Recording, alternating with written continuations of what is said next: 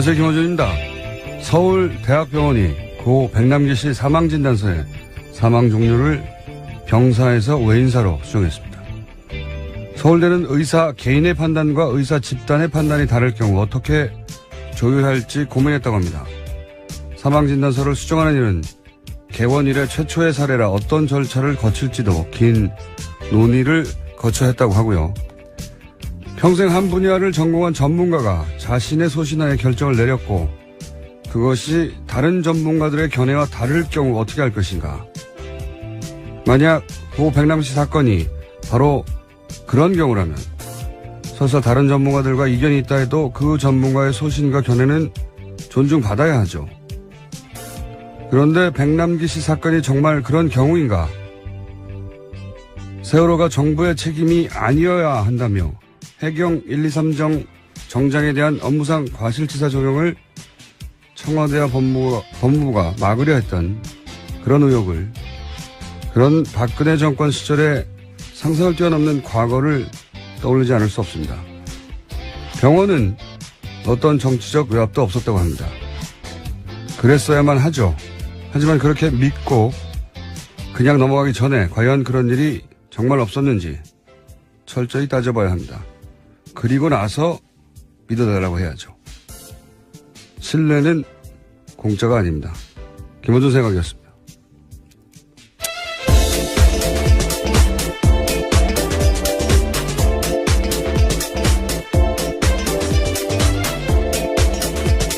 시사인의 김은지입니다. 네, 어제는 하루 종일 이 오후에 고 백남기 씨 사건 관련해서 기사가 많이 쏟아졌죠? 네, 어제 오후 2시에 기자회견이 있었습니다.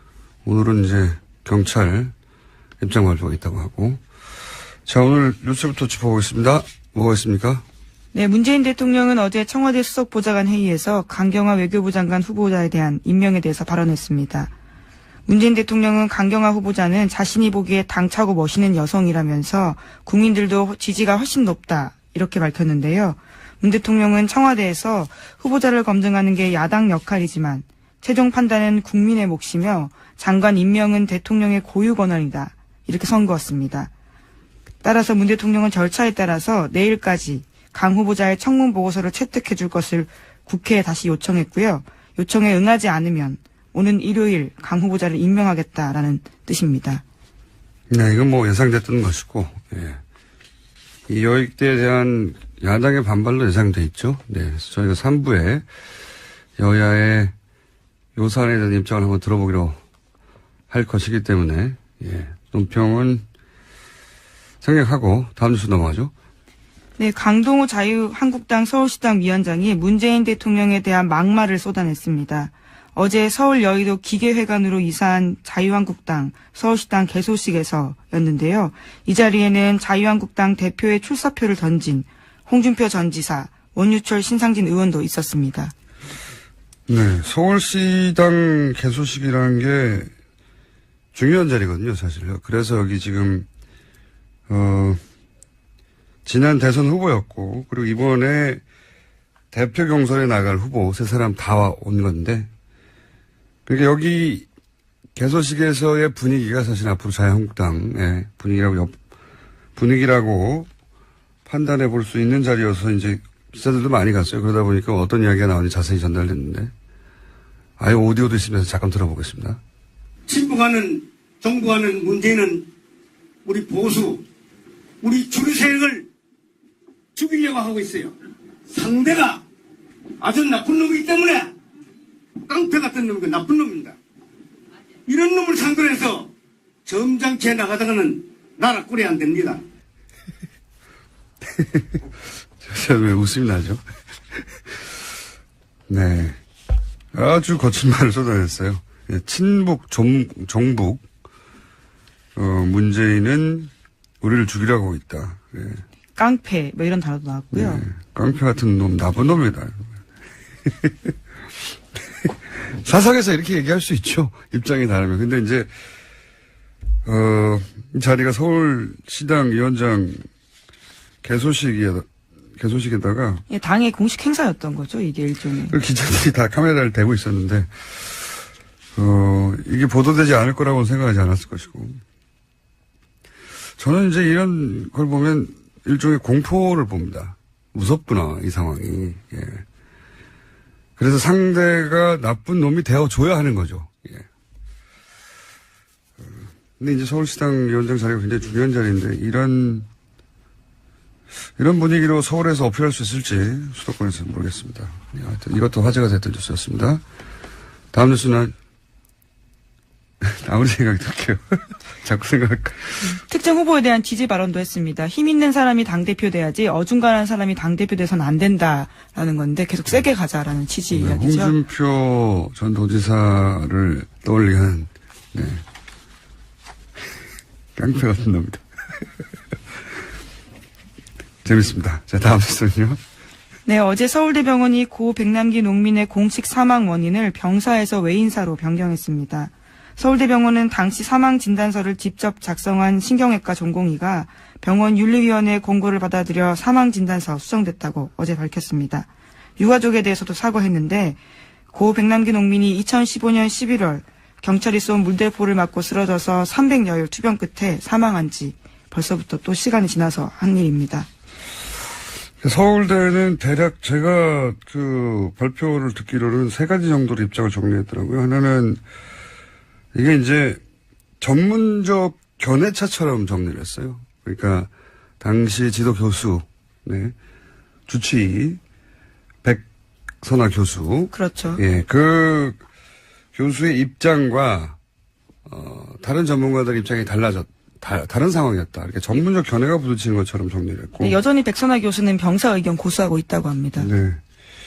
그리고 책임은 당시 전공의, 진단서를 작성한 전공의에게 있는 것처럼 설명을 했고, 세 번째로는 이제 정치적 외압은 없었다. 이렇게 3가지 중요한 입장 정리를 했던데, 좀 비겁한 태도죠. 기본적으로. 마치 전문가들끼리 의견이 충돌했을 뿐이다. 다른 건 아무것도 없다. 이거거든요. 예. 그렇게만 생각하기에는 석연찮은 구석이 너무 많죠. 특히 이제 서창석 서울대 병원장을 중심으로 한 의혹이 많죠. 예. 우선은 청와대 주치를 하다가 이제 사임하고 서울대 병원장이 된 이례적인 과정을 통해서 연장이 됐는데, 근데 이 과정 처음에는 몰랐죠. 근데 최순실 게이트 터지고 나서 보니까 최순실 씨와 인연이 깊은 이임순 춘천향대 교수에게 말을 듣고 이 자리에 갔다는 거. 네, 추천받았다라는 거죠. 그러면서 당시 그것이 대통령의 뜻이었다라고 했다고 하죠. 그러니까 서울대 병원장이 되는 과정 자체에 최순실 씨와 연결되는 인물을 통해서 대통령의 뜻이라며 원정이 됐어요. 예. 이거 자체가 굉장히 이례적이고, 대통령이 왜 자기 주치를 굳이 그 시점에 서울대 병원장으로 보냈는지 의문이죠. 굉장히 의문이었는데, 연결 포인트들이 있습니다. 포인트들이. 보면 그 자리를 가고 나서, 원장이 된 후에 태순 씨가 단골로 드나들던 성형 의원, 비선 의원, 김영재, 김영재 원장요. 김영재 원장을 자격이 안 되는데 서울대 강남센터에 진로이사로 선임한다든가. 그리고 외래 교수였죠. 예. 그리고 김영재 씨 가족회사인 YJ이콥스였던가요? 네, 실을 만드는 회사였습니다. 성형실요. 예. 서울대병원에서 쓰지도 않는 실인데, 그 실을 납품받았고, 말하자면은, 그리고 최순실 씨는 김영재 원장을 통해서 해외에 진출하려고 하는 단순히 그 병원 하나가 아니라 어떤 미용센터를 중동이나 중국에 진출시키려는 노력을 하죠. 예, 그 절정이 외교 인사 왔을 때 병원에 데리고 간 거였죠. 그렇죠. 덩샤오핑에 딸려. 근데 김영재 씨 병원 자체가 워낙 규모가 작고 병원이 아니라 의원이었죠. 네.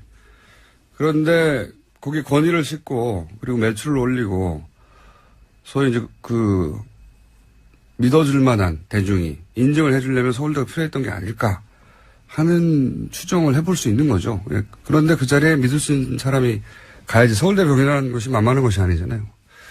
주치의를 빼서 그쪽으로 보낸 게 아닌가 하는 의혹을 가지기에 충분한 연결고리인데 적어도 최순실 씨와 직접 인연이 강한 인물들하고 직간접으로 병원장이 연결됐던 건 분명한 것 같고 근데 그 시점에 하필이면 이 사건이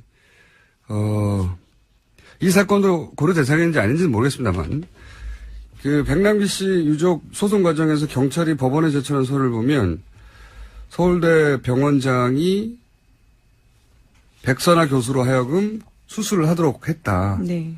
그런 기록이 있어요. 서울대 병원장이 이제 밤늦게 교수에게 전화를 해서 그 교수가 등산복을 입고 응급실에 나타났다는 거잖아요. 당시. 그 굉장히 이상한. 그리고 그 정도 뇌 손상의 경우에 그 정도 경력의 교수가 휴일에 직접 와서 수술하는 경우는 없다고 해요. 예. 의사들, 왜냐면 응급실에서 당시 전문의 신경외과 교수가 있었는데 소생 가능성이 없다고 요양병원으로 옮기라고 병원에서 해줄 일이 없다고 했었다고 하죠. 그러니까 수술을 했었던 것은 소생 가능성이 있어서가 아니라 당장 사망하면 정권이 부담이 되니까 고도의 의술로 생명만 계속 연장한 거 아니냐 이런 의혹이 당시에도 있었고 여전히 풀리지 않고 그 경향신문이었던 걸 기억하는데 단독으로 서 원장이 백남기 씨 사망 전후로 해서 상황들을 청와대에 수시 보고했다 이런 보도도 있었어요. 네, 그런 보도 있었습니다. 네, 당시 김재원 정무수석에게 백남기 씨 병세를 상세하게 수시로 보고했고 그 내용을 새누리당 지도부와도 공유했다. 이런 보도가 있었어요. 예, 노조가 그래서 문제 제기하고요. 파면하라고 촉구했었습니다. 그렇죠. 이런 모든 의혹들이 다 해소되지 않고 뭐 병사를 외인사로 고치는 것만으로 외압이 없다고 결론 짓기에는 너무 석연찮은 점이 많습니다. 네, 그런데 어제 서 원장은 기자회견 자리에 나타나지도 않았습니다. 사과하는 자리였는데도요. 얼굴을 보이지 않았습니다. 그러니까 이건 원장과 상관이 없고 이건 철저히 전문가적 견해차로 발생한 일이다. 이렇게 정리하고 싶었던 것 같아요. 서울대병원 입장에서는. 여하간 큰 사건이었죠. 아주 한 분의 사망에 그치지 않고 정권이 어떻게 한 사람의 사망을 은폐하거나 몰고 가려고 했나 이런 의혹이 있는 큰 사건이었습니다. 잠시 후에 저희가 관련해서 표창원 의원 잠깐 연결해 보려고 합니다. 왜냐하면 경찰 입장 발표가 오늘 있거든요. 드디어. 그래서 민의로 잠시 연결해 보려고 하고 그 전에 짧게 한두 가지 뉴스 더 짚어볼 시간이 될 것 같습니다. 네, K스타일 허브라는 곳 혹시 아십니까? 여기가 한류 문화 체험할 수 있게 지난해 차은택 전 단장이 만든 곳인데 박근혜 전 대통령이 4월 달에 송중기 씨와 함께 찾았습니다. 송중기 씨. 예. 예, 그 사진 기억하시는 분들 꽤 계실 텐데요. 그로부터 2달 후에 K스타일 허브 운영에 관해서 박근혜 전 대통령이 안종범 전 수석에게 시시콜콜한 지시를 내렸다고 합니다. 온라인 예약 기능과 체험 블로그, 영문 홈페이지 등이 없다라는 것을 문제 제기했다고 하고요. 또 송중기 씨 발자취를 영상으로 제작하고 송중기 씨가 출연한 드라마 태양의 후예 홍보자료 보완하라라는 지시도 내렸고요. 뿐만 아니라 건물 앞에 입간판도 만들고 판매 상품 가격도 올리라라는 지시도 했다고 합니다. 이건 기획사 마케팅 담당자의 일인데 대통령께서 이런 일을 하셨군요. 예. 온라인 예약 기능이 없는지 어떻게 알았죠? 직접 들어가 봐야지 알 수 있는 거긴 합니다. 체험 블로그나 영문 홈페이지나 뭐 다 본인이 찾아봤다는 얘기인데 만약에 그랬다면 드라마를 감동적으로 봤나 보죠 그때. 예. 자연인으로 연예인에 대한 호불호 있을 수 있죠. 근데 자연인으로 팬심을 대통령 권한으로 발휘하면 안 되는 거죠. 예. 자기 팬심 쓰라고 대통령 권한을 준 게 아니기 때문에 재밌는 기사네요. 예. 이 공사를 구분하지 못하는 굉장히 특별한 제조를 지녔던 것 같아요. 네, 경제수석한테 할 지시는 아니라고 보여집니다. 네, 경제수석에게 저 연예인의 온라인 예약 기능이 없다. 재밌는 기사입니다. 다음 뉴스는요?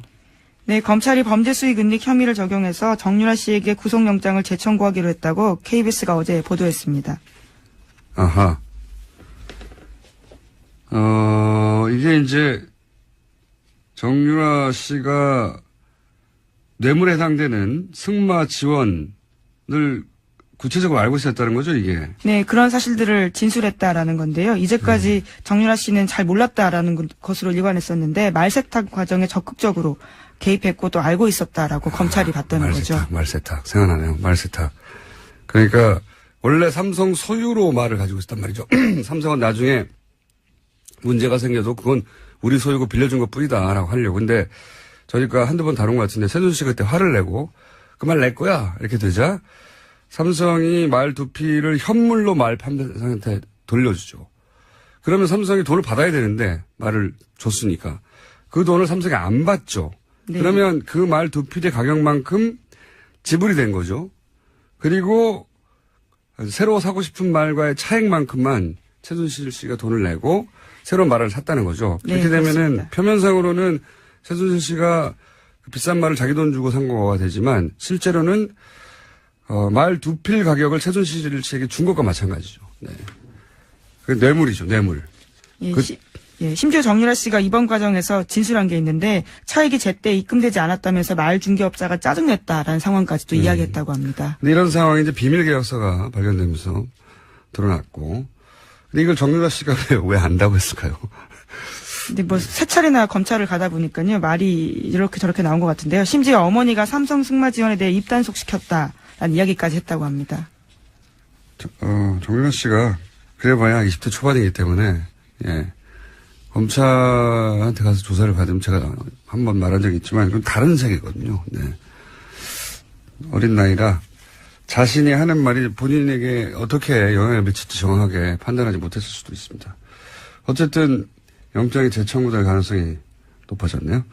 오늘은 여기까지 하고요. 잠시 표창원 의원 연결해 보겠습니다. 감사합니다. 네, 감사합니다. 시사인의 김은지였습니다. 자, 민인데 이렇게 하고 바로 연결하겠습니다.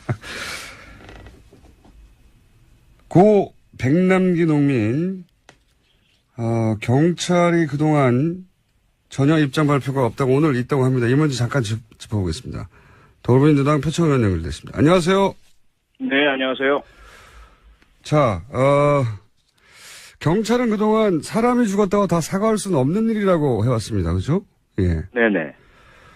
근데 이제 국민 정서의 눈높이에서 보자면 경찰에 의해 국민이 사망했는데 그 유족에게 아직도 제가 알기로는 아직도 사과의 말 한마디 건넨 적이 없다고 하거든요. 이거 어떻게 생각하십니까?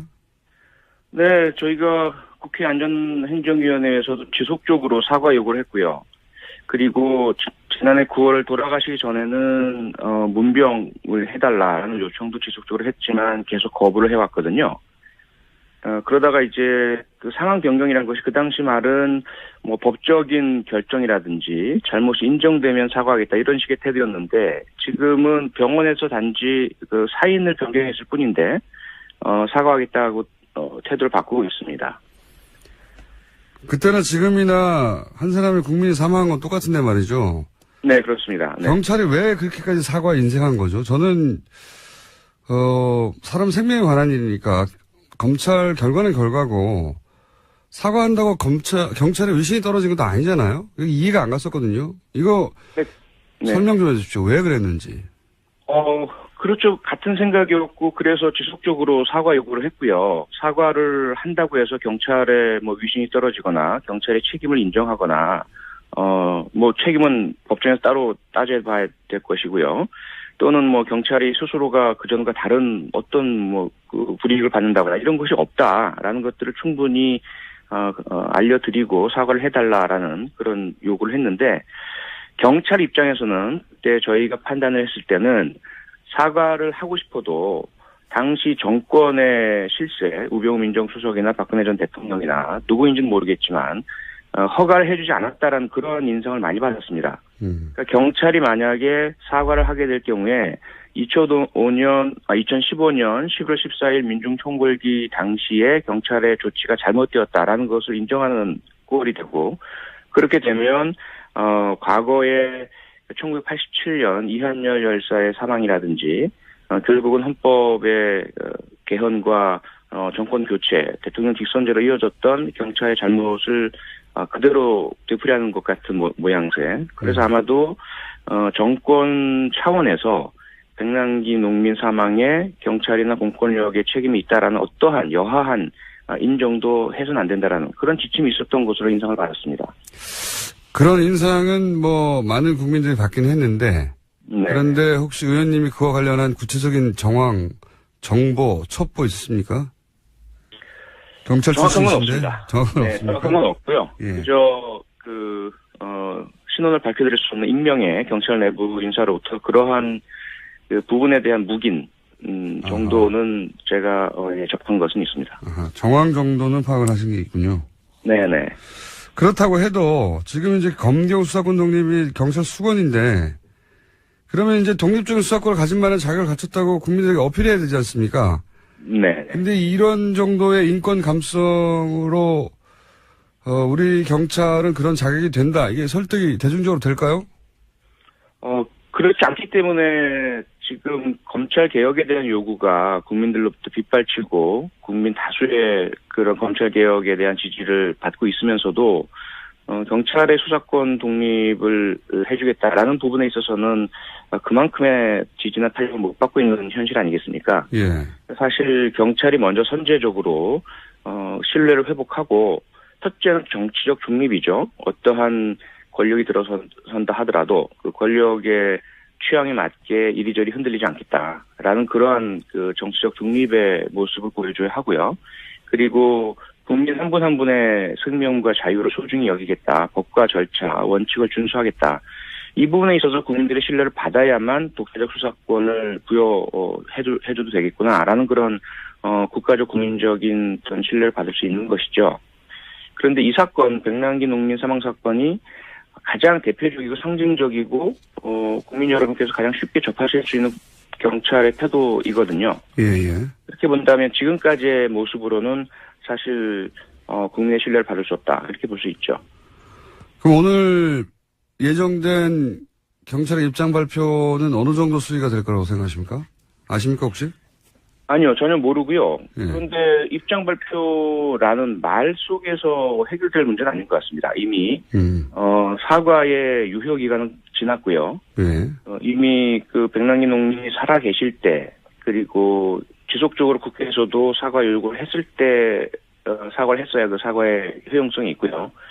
지금은 너무 뒤늦은 상황이기 때문에 사과의 의미가 별로 없고 유가족께서도 사실 이 사과로 만족하실 상황은 아닌 것 같고요. 마음이 풀리실 부분도 아닌 것 같고요. 그래서 이제는 그 당시 2015년 11월 14일 물대포를 지나치게 규칙에 위반돼서 저희가 봤을 때는 예. 그 직사를 하게 된 행위자와 그 상황에 대한 지휘자 어떻게 해서 그런 상황이 발생했는지에 대한 철저한 진상조사, 행위자들에 대한 철저한 법적인 책임 추궁, 수사 이런 부분들로 진상을 다 밝히고 그리고 왜 사과를 하지 않았는지, 왜 문병을 하지 않았는지, 왜 인간으로서의 도리를 경찰이 하질 않았는지에 대해서도 명확하게 소상히 밝히는 것만이 이 백남기 사건에 대한 경찰의 잘못을 바로잡을 수 있는 그 유일한 방법이다라고 생각합니다.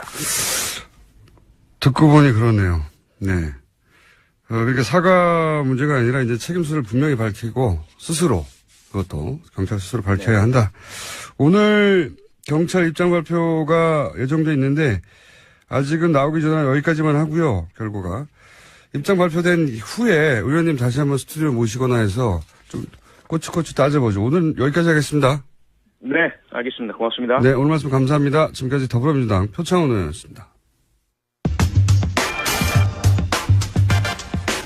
자유한국당, 바른정당, 정의당 모두 조만간 당대표를 새로 선출합니다. 오늘은 정의당 새 사령탑에 도전한 두 분을 연결해 보겠습니다. 먼저 정의당 경기도당 위원장 박원석 전 의원 연결됐습니다. 안녕하십니까? 네, 안녕하세요. 드디어 당 대표에 나서시는군요. 네, 그렇습니다. 네, 언젠가 나서실 거라고 모두 예상했지만. 자, 우선, 19대 의원을 하셨고, 또 필리버스터 때문에 개혁하신 분도 많겠습니다만, 본인 소개를 잠깐 해주십시오. 예, 19대 국회의원으로 일했던 정의당 당대표 후보 박원석입니다. 끝입니까? 계속 길게 해도 되는 겁니까? 네, 예를 들어서, 저는. 본인의 경력이라든가 짧게, 예. 네. 1994년도에 박원순 서울시장, 그리고 조희연 서울교육감 같은 분들과 함께 참여연대라는 시민단체를創立했고, 18년 정도 일을 했습니다. 2012년 총선을 앞두고 진보정당인 통합진보당에 와서 비례대표가 됐고, 비례대표 국회의원으로 당선돼서 4년간 활동을 했습니다. 필리버스터 4번째 주자셨고, 은수미 의원의 기록을 깨고 싶지 않아서 체력이 남았는데 내려오셨고, 그걸로 크게 화제가 되셨고, 그렇게 하면 아마 기억이 떠오르시는 분들이 많을 겁니다. 얼굴과 함께. 그런데 이번에 당대표 경선에 도전장을 내신 이유가 뭡니까? 네. 똑같은 질문을 제가 잠시 후에 라이벌 앞으로 싸울 상대 후보에게 드릴 텐데 이유가 뭔가요? 한마디로 말씀드리면 이기는 정의당을 만들고 싶어서 당대표에 출마했습니다. 제가 말하는 이기는 정의당은 더 이상 군소정당이 아니라 수권 능력과 그 통치 능력을 국민들로부터 인정받는 유력한 정당이 되겠다는 겁니다. 저는 지난 대통령 선거에서 가능성을 확인했다고 보는데요. 정권 교체를 통해서 국민이 이 보수 정치, 기득권 정치에는 파산 선고를 내렸고 정의당에게는 한번 경쟁해보라는 기회를 주셨다고 봅니다. 그래서 앞으로의 정치적 경쟁은 누가 더 투철한 시대 정신을 가지고 불평등 해소와 또 국민의 삶의 질 향상이라는 우리 시대의 과제를 해결하는가의 경쟁이 될 거라고 보죠. 이 경쟁에서 이기는 정의당을 만들고. 이기는 정의당. 그게 캐치프레이즈입니까? 그렇습니다. 이기는 정의당. 그리고 2020년 제1야당이 목표라고, 맞죠? 네, 그렇습니다. 2020년 제1야당이면, 21대 총선 때 제1야당이 되겠다는 건가요? 네네네. 그렇군요. 그러면 지방선거가 1년 앞으로 다가왔는데 3년 후는 이제 아직 얘기할 때가 아닌 것 같고요. 네. 너무 멀어서. 이 지방선거는 어떻게 준비할 계획이십니까? 저는 이제 지방선거 당대표가 되겠다 이런 말씀을 출마의 변에서 드렸는데요. 첫 번째로는 연내에 정당 지지율을 15% 선으로 끌어올리는 게 급선무라고 봅니다. 충분히 가능한 얘기입니다. 지금 보면 예. 민주당을 제외하면 나머지 정당들의 지지율이 거의 같거나 비슷합니다. 뭐 여론조사 기관마다 조금씩 차이는 있지만 큰 차이는 없습니다. 예. 네. 그래서 정의당의 존재감과 또 정의당의 필요성, 또 정의당의 가치를 부각시킬 수 있는 굉장히 좋은 그런 기회라고 보고요. 원내외에서 정의당의 가치를 부각시킬 수 있는 사업들을 만들고 성과를 내는 게 굉장히 중요하다고 생각합니다. 지지율은 그렇지만, 예. 네. 정당 지지율을 바탕으로 해서 예. 내년 지방선거에서 17개 모든 광역자치단체에서 이 비례대표를 당선시키겠다는 목표를 우선 갖고 있습니다.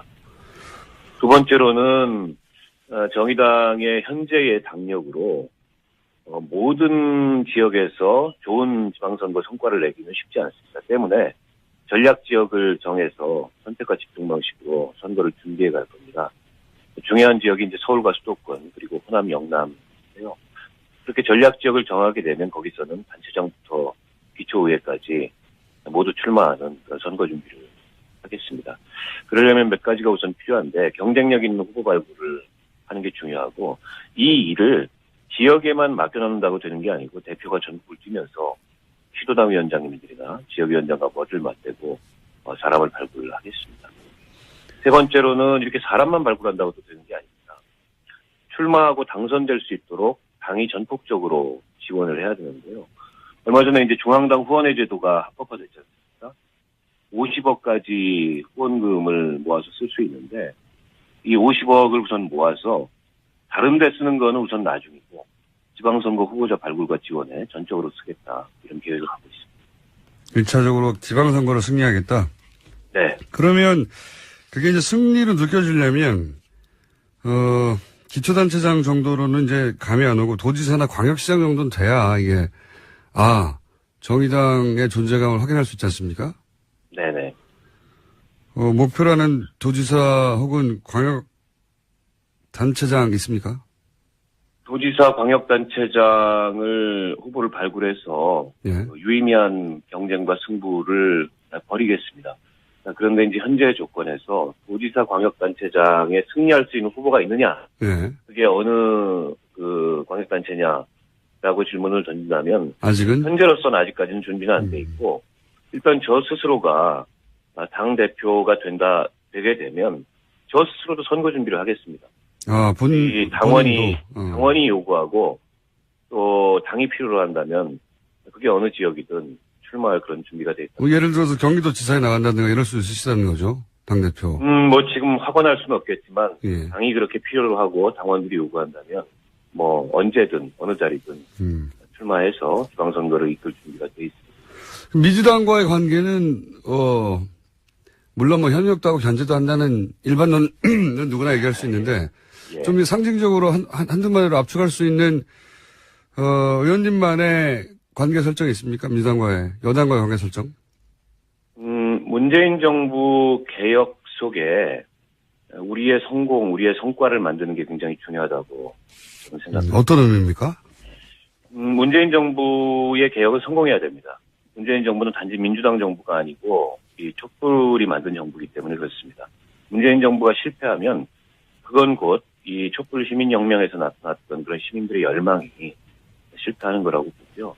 정의당이 문재인 정부의 개혁에 협력하겠다는 것은 문재인 정부나 민주당이 좋아서가 아니고 정의당이 무슨 민주당이 이중되어서가 아니라 촛불 시민혁명이 실패해서는 안 되기 때문에 그렇습니다. 물론 뭐 마냥 협조만 할 수 없습니다. 잘못하는 점에 대해서는 단호하게 견제도 하고 비판도 할 텐데 핵심은 제가 앞서도 말씀드렸듯이 우리가 수권 능력을 쌓아가고 또 통치를 할 수 있는 그런 정치 세력이라는 것을 국민들로부터 실천적으로 증명을 받기 위해서는 문재인 정부 개혁이 추진되는 그 안에 정의당의 성과를 만드는 겁니다. 저건 정의당의 의제고 또 정의당이 저 상황을 주도해서 저 개혁을 견인했다라는 것을 국민들이 인정받을 수 있는 그런 성과를 만드는 겁니다. 좀 구체적으로 말씀해 주신다면요? 예를 들어서. 이를테면 지금 적폐청산이 이 정부에서 굉장히 중요한 과제였습니까? 예. 그건 이제 정상국가를 만들자는 거고 그건 사실은 저는 문재인 정부가 굉장히 잘할 수 있다고 생각합니다. 예. 그런데 정의당은 여기서 한 발 더 나가서 복지국가를 만들자는 게 정의당의 목표고 또 비전이고 그렇습니다. 그렇다면 뭐 비정규직 정규직화 문제라든지 또 최저임금의 문제라든지 심상정 후보가 선거 공약으로 내걸었던 육아휴직 확대 문제라든지 기초연금 확대 문제라든지 이런 사회경제 개혁의 의제를 원내에서 정의당이 선도하고 또 그런 의제들이 개혁 법안을 통해서 국회에서 성공한다면 저는 그게 바로 문재인 정부 개혁 추진 가운데에서 정의당의 성과를 만드는 방법이고 국민들이 볼 때 정의당의 수권 능력, 정의당의 통치 능력 이런 걸 입증하는 그 실천적인 결과를 만드는 거라고 생각합니다. 이정미 의원도 당대표 출마를 하셨는데 이정미 의원보다 본인이 왜 낫죠?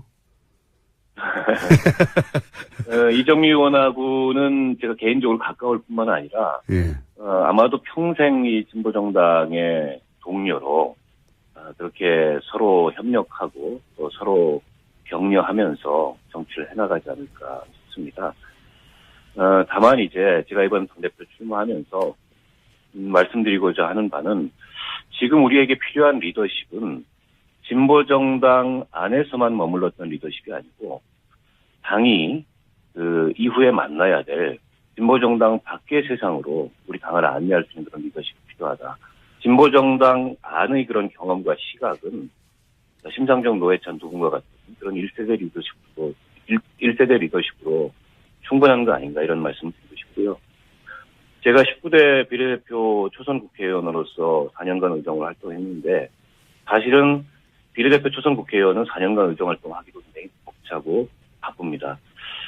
저는 거기에 전념을 했고 또 전념함으로 인해서 일정한 성과도 냈고 잘했다는 평가를 받았습니다. 제가 지난 2년 동안 정의당의 경기도당 위원장을 맡았었거든요. 그래서 경기도당의 조직을 재건하고 바닥으로부터의 정당 리더십을 만들었습니다. 이기는 정의당 또 통치 능력을 인정받는 정의당을 위해 일할 준비가 돼 있다고 생각하고요. 앞서 우리 총수님께서 필리버스터 말씀을 많이 해주셨는데 9시간 30분 동안 필리버스터를 했던 그런 어떤 강인함이랄까요? 또 이번 대선에서 심상정 후보의 TV토론 단장을 맡아서 당의 전략적인 그런 승리를 만들어냈던 그런 어떤 실력 이런 걸 이제 당을 위해서 쓸 수 있도록 우리 당원들께서 기회를 주실 것을 이 방송을 빌어서 알겠습니다. 오늘은 점잖게 했고요. 따로따로 연결하는 거라 두 분을 한 건에 모시고 좀 야박하게 전투적으로 머리끄댕이를 잡게. 오늘은 첫 소개니까 여기까지 하겠습니다. 오늘 말씀 감사합니다. 네, 고맙습니다. 네. 지금까지 정의당의 박원석 전 의원이었습니다. 이어서 이정미 의원 연결해 보겠습니다. 안녕하십니까? 네, 안녕하세요. 이정미입니다. 네. 제가 이제 방송, 라디오 연결하면서 항상 느끼는 건데, 여성분들이 항상, 훨씬 더 유리해요, 라디오에서는. 그래요? 목소리가 딱딱 꽂힙니다. 네. 감사합니다. 자, 우선 본인 소개부터 해주십시오. 저는 이번에 정의당 당직 선거에 당대표로 도전한 20대 국회의원 이정미입니다. 오자 토론에서 자주 인사드렸는데 오늘은 이렇게 라디오로 연결되었네요. 네. 네. 본인 경력 소개를 좀 해주십시오. 저는, 작년 총선 때 당원들의 총투표로 선출돼서 비례대표 1번을 받아서 20대 국회의원이 되었고요. 지금 국회 환경노동위원회와 여성가족위원회에서 일을 하고 있습니다. 그리고 제 이력 중에 가장 좀 자랑하고 싶은 것은 지난 대통령 탄핵소추 과정에서 국회 탄핵소추위원으로 일을 했었다는 것입니다. 그 이전에는 민주노동당부터 시작해서 정의당까지 진보정당의 최고위원, 지역위원장, 대변인 등을 맡아오면서 어려웠지만 한눈 안 팔고 제대로 된 좋은 진보정당 만들자고 쭉 한 길을 걸어왔었습니다. 제가 이제 같은 질문을 좀 다르게 들어볼게요. 앞에 박원석 전 의원. 네. 보다 이정미 의원이 뭐가 낫죠? 이번 선거는 네. 당직 선거입니다. 당을 이끌 당 대표를 뽑는 선거이기 때문에 어떻게 보면 당을 가장 잘 알고 당원들을 가장 잘 이해하는 그리고 이 진보정당이 사실 다른 정당들보다 훨씬 더 여건이 어렵지 않습니까? 그렇기 때문에 꿋꿋하게 당을 어떻게 끌고 갈 수 있는지에 대한 비전이 착실히 준비된 사람, 이런 사람이 필요하다고 생각을 합니다.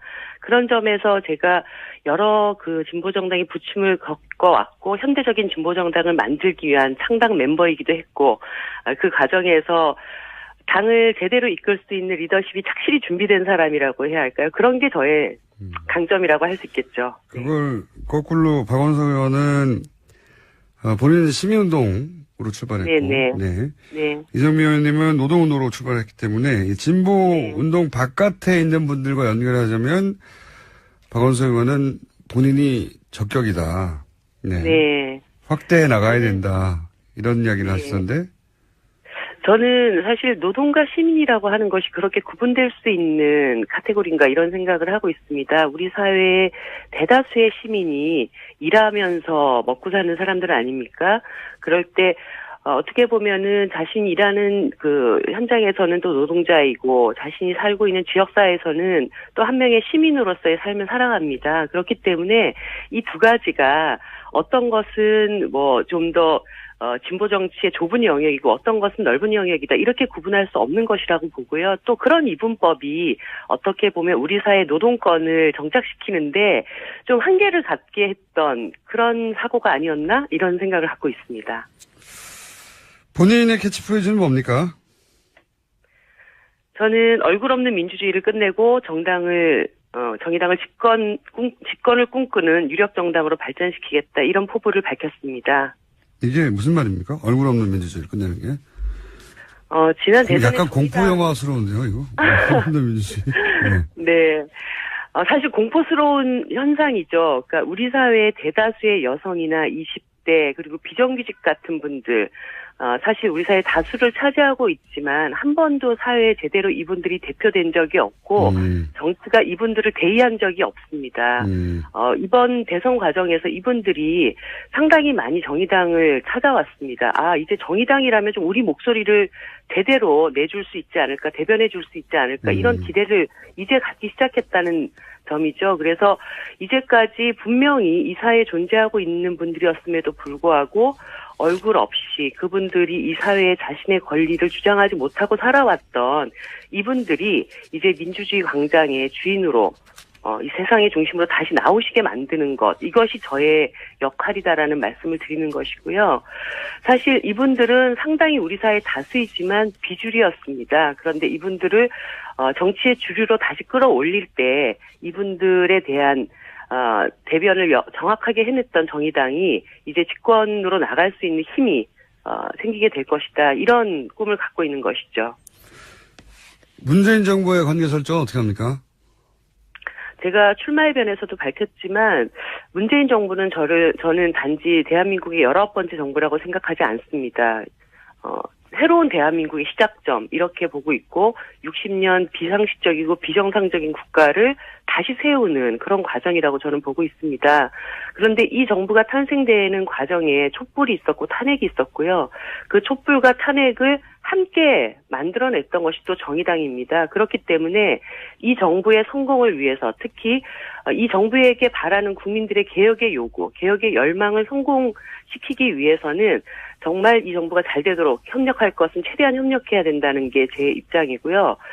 우리가 싸워야 할 대상은 이러한 개혁을 방해하는 낡은 적폐 세력이다. 이렇게 보고 있습니다.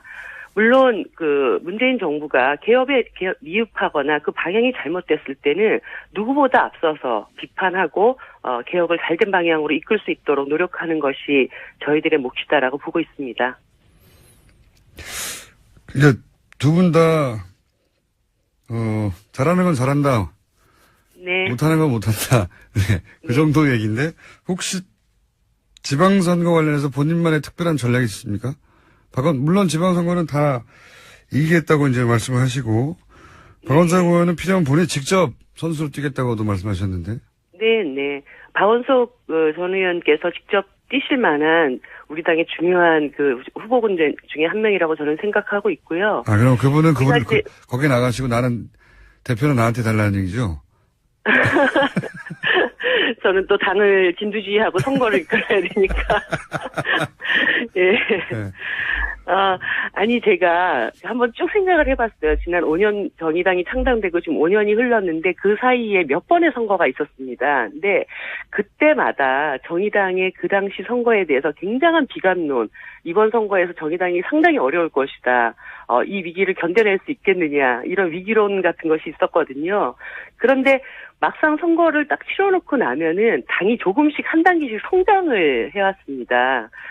저는 이런 우리 당의 저력을 믿고 있고요. 그리고 이번 대선 과정에서도 정의당만의 정책과 가치, 비전을 가지고 당당하게 승부를 겨뤘을 때 또 국민들이 정의당에 대해서 좀 더 그 존재를 인정해주는 과정이 있었기 때문에 내년 지방선거에서도 정의당의 이름으로 당당하게 일단 선거를 치르겠다는 자신감이 가장 중요하다고 보고 있습니다. 그리고 우리 당에서 좀 착실히 준비해왔던 중요한 지방 기초단체장과 지방의회를 준비하고 있는 후보분들이 있습니다. 이분들을 반드시 내년 지방선거에 승리하게 만들어서 정의당만의 지방자치의 어떤 모범? 이런 것들을 제대로 좀 보여드리고 싶습니다. 혹시 예를 들어서 이 동네만큼은 이 광역 만큼은 정의당이 가져가겠다고 그래서 예전에는 후보 단일화 이런 식으로 표현을 했었는데 네. 예를 들면 민주당과 어느 지역 정도는 딜을 해서 이 지역 정도는 우리가 가져가겠다. 혹시 그런 전략 같은 것도 있으십니까? 지금 제가 이 방송에서 내고 딜을 어떻게 할 것인가, 이거는 다 상대가 있고 서로 그 당시에 조건이 어떻게 형성되는가에 따른 문제이라고는 보는데, 네. 일단 가장 중요한 것은 정의당 독자의 힘으로 내년 지방선거를 돌파하겠다라는 의지, 이것을 말씀드리고 싶고요. 다만 이번 대선 과정에서도 노동자들이 밀집되어 있는 지역에서 정의당의 득표가 상당히 많이 나왔습니다. 예를 들어서 20대 여성 노동자들의 기숙사가 있었던 파주시 같은 경우에서는 두 자릿수가 훌쩍 넘는 이런 그 득표를 보인 곳도 있었습니다. 그래서 예를 들어 인천이라든가 울산이라든가 우리 그 노동자들이 밀집되어 있는 그런 기초단체장은 저희들이 좀 이번엔 제대로 승리를 거둬보겠다라는 그런 의지를 가져야 된다고 봅니다. 알겠습니다. 저희가 첫 시간이고 따로따로 연결하다 보니까 원론적인 얘기밖에 못 여쭤봤는데 네. 조만간 저희가 따로 두 분을 모시고 네, 꼭 불러주세요. 이렇게 해봐야 아무 소용이 없거든요. 네. 두 분이 나왔다는 것만 소개하는 정도지 두 분의 경쟁력과 차별점은 저희가 직접 두 분을 자리에 모시고 한번 박이 터지는 시간을 따로 마련하도록 하겠습니다. 오늘 말씀 감사합니다. 네, 알겠습니다. 네, 감사합니다. 네, 경기당 이정미 의원이었습니다. 김어준입니다. 잠시 후 3부에서 강경화 임명에 관한 문제 다뤄보겠습니다. 안녕하세요, 의원님. 네, 안녕하세요. 네. 반갑습니다. 우선 문재인 대통령 강경화 후보자를 임명하겠다는 발언에 대한 국민의당 기본 입장은 어떻습니까? 그러니까 문 대통령께서 어제 그런 발언을 하셨죠. 강경화 네. 후보자에 대해서 강행하겠다고 말씀하시면서 이제 그 인사청문 제도에 대한 평가도 하시고 뭐 여러 말씀을 하셨는데 저희로서는 상당히 아쉬운 부분입니다. 좀 더 뭐 야당과 좀 여러 가지 협의를 한다거나 좀 수정안을 내놓거나 이런 노력을 전혀 하지 않고 사실상 그 강행 의사를 뭐 밝히셨는데요. 예, 저희로서는 좀 아쉬운 부분입니다. 네. 아쉽다. 근데 이제 어제 국민의당의 입장으로 공식적으로 나온 성명이라고 해야 될까요? 하여튼 입장 발표를 네. 보면 이게 이제 한 줄로 요약하면 여론을 앞세워서 국회 인사청문회 제도를 무력화시킨다. 이렇게 표현이 됐던데요. 네. 저희 대변인 논평으로 네. 국회 인사청문회를 무력화시키는 긴급 상황 이렇게 규정을 하고 아마 잠시 후에 비상대책위원 국회의원 연석회의를 갖게 됩니다. 그 연석회의에서 앞으로 당의 진로나 이런 부분에 대해서 논의를 하게 될 것입니다.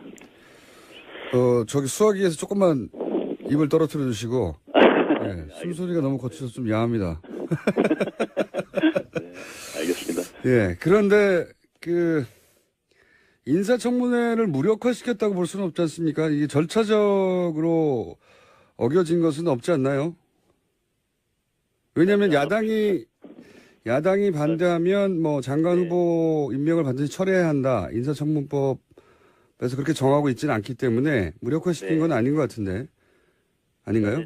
인사청문 제도의 실익이 없어지는 것 아니냐 이런 문제 제기로 보시면 될 것 같습니다. 실익이요? 예. 그러니까 인사청문 제도를 통해서 대통령께서 보시는 이제 입장은 인사청문 제도를 통해서 야당이 철저한 검증을 하는 것은 타당하다. 그렇죠. 그렇지만 예. 그 내용에 대해서 꼭 대통령이 따라야 하는 건 아니지 않느냐 네. 이런 입장이지 않습니까? 여기에 네. 더 나가서 청와대는 인사청문은 참고사항에 불과하다는 식으로 네. 폄하시키는 발언을 했거든요. 뭐 네. 대통령께서 직접 하신 건 아닙니다. 그래서 이런 것들이 이제 국회, 특히 야당의 입장에서는 그렇다면 인사청문 제도를 통해서 장관 검증을 하는 절차 자체의 실익이 무엇이냐에 대한 네. 문제 제기가 있게 되고 또 나가서는 실제 대통령께서 또 야당과 이런 여러 국정 현안에 대해서 협치할 의사가 있는 것인지에 대한 의문을 갖게 되는 것 같습니다. 그 말씀도 일리가 있습니다만 또 대통령 이야기도 일리가 있는 것이 왜냐하면은 장관의 경우에는 물론 표결로 정한 다른 보직들은 표결을 합니다만 장관의 경우에는 실제 인사청문회가 참고인 것이 맞는 것이 장관은 대통령에게 임명 권한이 있긴 하지만 국회를 통해서 검증을 거쳐보고 그리고 보고서 결과를 대통령이 참고해서 따를 수도 있고 따르지 않을 수도 있다. 이게 법의 취지 아닌가요? 만약에 부적격 보고서가 나오면 임명하면 안 된다. 그러면 법이 그렇게 정해졌어야 하는데 지금은 그렇지는 않지 않습니까? 네, 맞습니다. 네.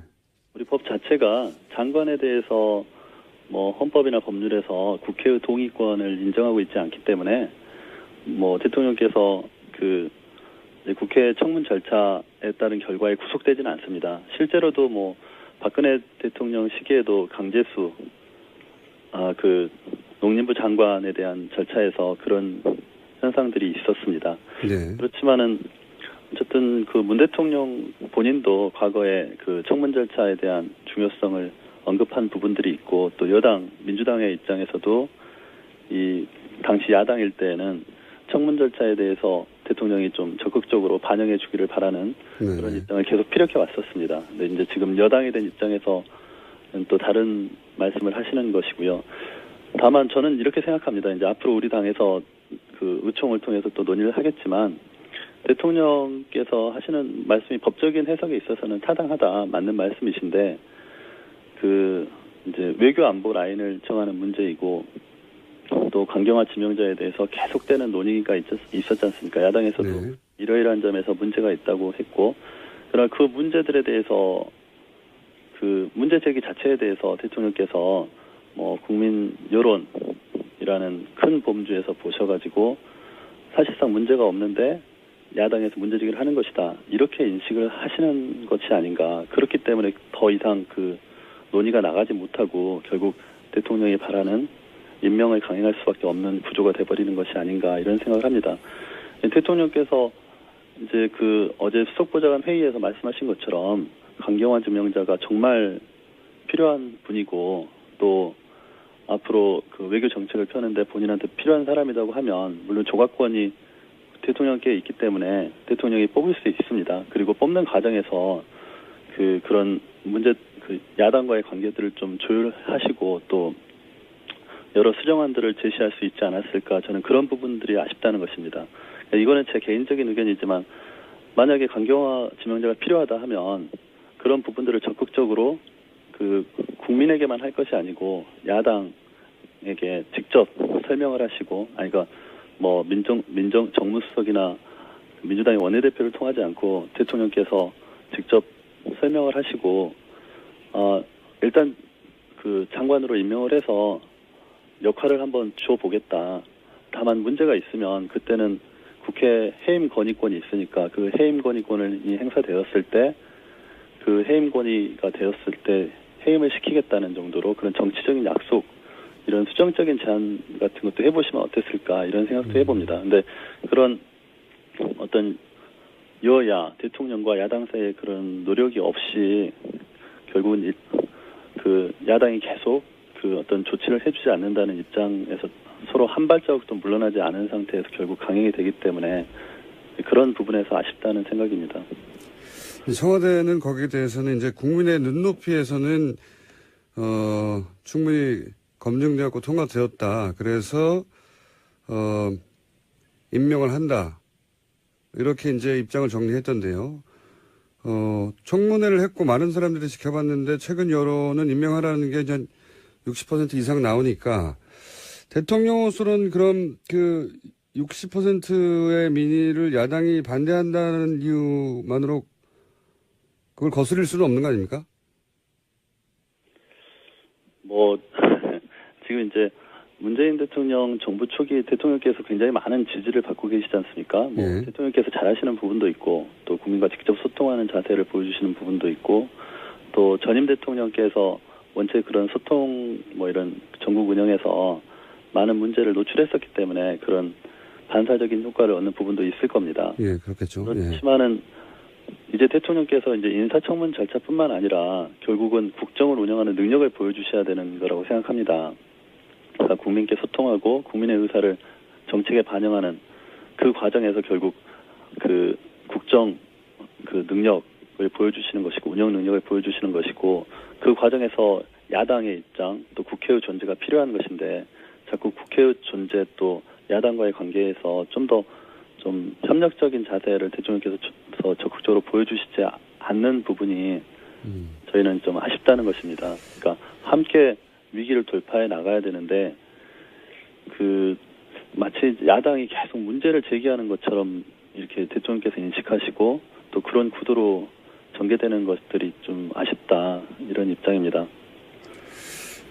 이제 국민의당에서는 여론이 60% 이상 되지 않느냐는 데 대해서 그러면 여론조사로 다 뽑지 왜 청문을 왜 하냐 이렇게 요약되는 반론도 제기하셨던데 지금도 같은 맥락에서 여론도 중요하지만 야당도 파트너이기 때문에 존중해주고 설득해달라 조금 더 이런 말씀이지 않습니까? 네. 예. 네, 그렇습니다. 여론도 중요하지만 결국 이제 여론이 가장 중요한 기준이 된다. 우리 문재인 대통령께서는 그렇게 생각하시는 것이고 저희도 그걸 부정하지는 않습니다. 네. 근데 이제 청문 과정에서 그럼 전혀 문제가 없었느냐? 그럼 그렇지는 않거든요. 예. 여러 가지 문제점들이 노출돼 왔고 과거에는 그런 사유로 또 임명이 안 된 경우도 있었고. 예, 그렇죠. 이제 야당에서 지금 문제 제기하는 것은 그분의 능력에 대한 평가가 지금 상반된다는 것입니다. 그러니까 문재인 대통령께서 어제 수석보좌관 회의에서 말씀하신 그 강경화 지명자에 대한 평가와 실제 청문 장소에서 지명자께서 보여주신 그런 외교 안보 정책에 대한 비전 제시가 좀 부족했다는 그런 야당의 인식이 차이가 있기 때문에 그런 부분들을 메우는 노력이 있었어야 되지 않나 이런 생각을 합니다. 그런 과정에서 좀 수정안을 얘기할 수도 있었을 텐데, 그러니까 사람을 바꾸지 않더라도 국회의 협조를 구할 수 있는 수정안 이런 노력이 있었어야 될 것 같은데 각자 평행선을 달리는 구조로 왔다가 결국 대통령께서 여론을 이유로 이제 임명을 강행하시는 그런 수순을 밟게 되기 때문에 이제 저희가 이제 그 국민의당의 입장에서는 사실상 문재인 정부가 잘 하길 바라고 또 위기 상황을 잘 극복하길 바라는 것이고 또 국민들이 그걸 원하고 있기 때문에 저희도 협치를 할 용의와 의사를 가지고 있고 그래서 이낙연 총리 인준에 있어서도 적극적으로 협조를 한 상황인데 자꾸 이렇게 마찰이 생기는 부분이 있어서 저희가 좀 아쉬운 부분입니다. 그런 부분.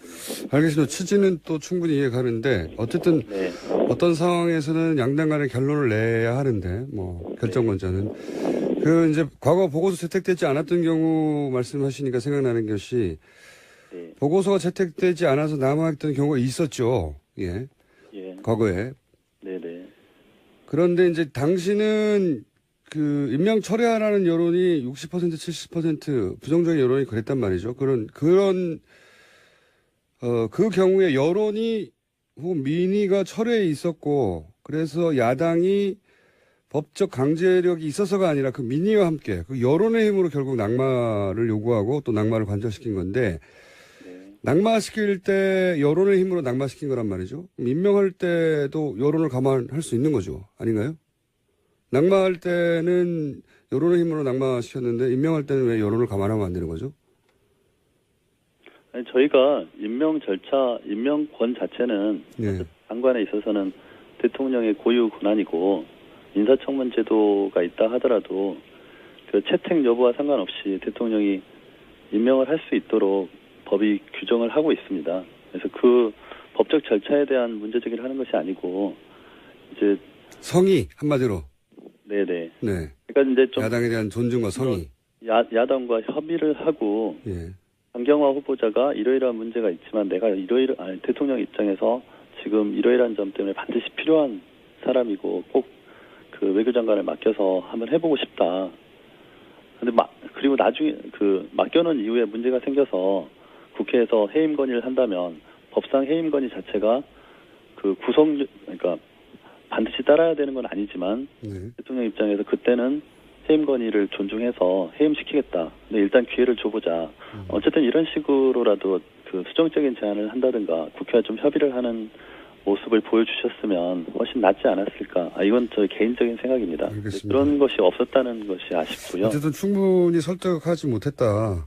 네. 그런 말씀이신 것 같고. 근데 이제 어쨌든 상황 여기까지 와버렸고요. 제가 한두 가지만 더 여쭤보자면 이렇게 되면 국민의당은 김희수 헌재소장 표결에서 부결표 쪽으로 결론이 날 공산이 커지는 거 아닌가요? 의총에서.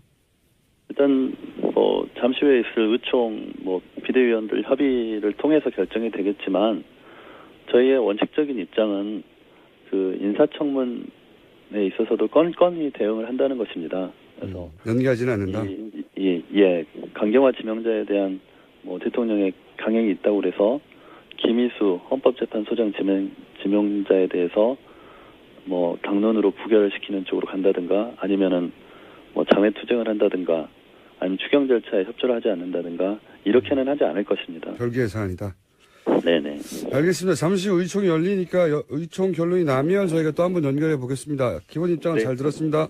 네, 고맙습니다. 네, 지금까지 국민의당 손금주 수석 대변인이었습니다. 이번 여당 입장도 좀 들어보겠습니다. 더불어민주당 재윤경 원내 대변인 전화 연결되어 있습니다. 안녕하세요. 네, 안녕하세요.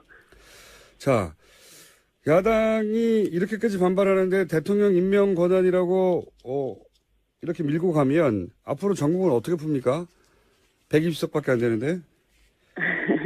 예, 뭐 그럼에도 불구하고 지금 이제 강경화 후보자에 대해서는 인사청문회 과정에서 상당 부분의 그동안 제기됐던 의혹들이 좀 해소가 됐다, 해명이 됐다 이렇게 판단을 하고 있고요. 그에 비해서 뭐 이렇게 전직 그 외교부 장관들을 비롯해서 뭐 위안부 할머니들을 비롯해서 여성계에서도 전폭적으로 지금 강경화 후보자의 임명을 지지하고 있습니다. 그래서 사실 뭐 그 야당 입장에서는 좀 지나치게 강경한 것이 아니냐 뭐 이렇게 볼 수도 있겠지만 어떤 측면에서 여당 입장에서는 좀 야당이 지나치게 너무 반대를 위한 반대를 하고 있는 것이 아닌가 또 이렇게 해석이 되거든요. 그래서 좀 적극적으로 그 뭐 대통령께서도 마찬가지고 원내대표도 마찬가지고 견제로 해서 대화를 통해서 함께 이 합의에 나가는 과정을 위한 노력을 하고 있습니다만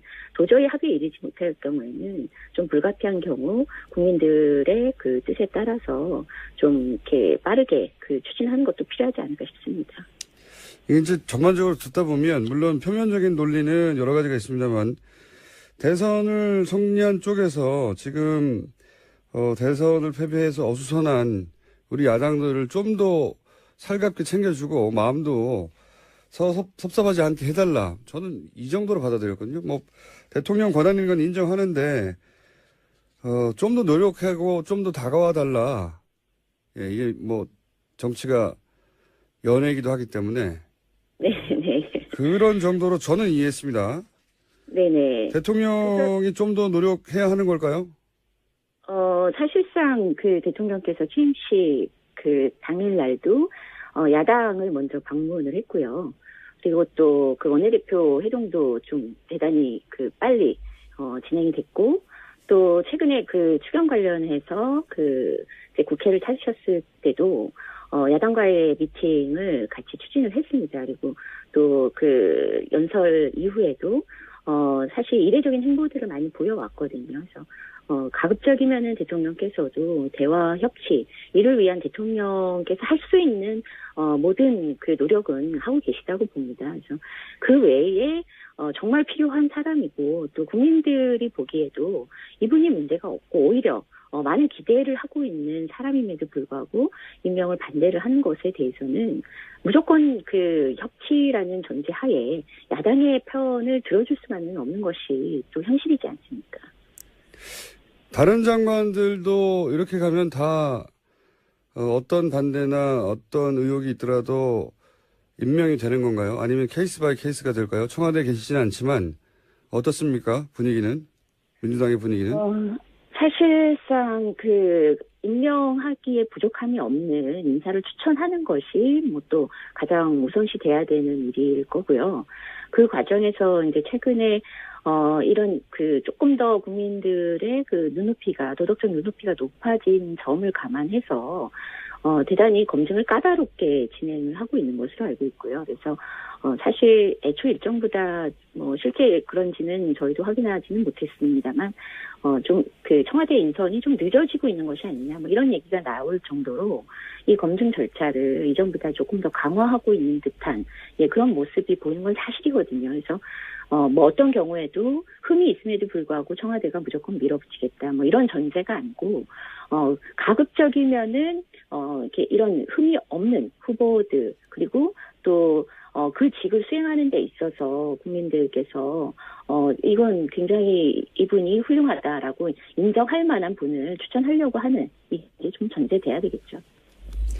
뭐 당연히 그런 후보를 선정하겠죠. 그럼에도 불구하고 이제 예상치 못한 흠결들이 드러나게 되고 청문회 과정에서 물론 억지도 있지만 따지다 보면 이게 진짜 문제가 될 법하다 하는 그런 포인트도 드러나는데 그러니까 절대 낭만은 없다 이런 분위기인지 아닌지를 제가 궁금해하는 겁니다.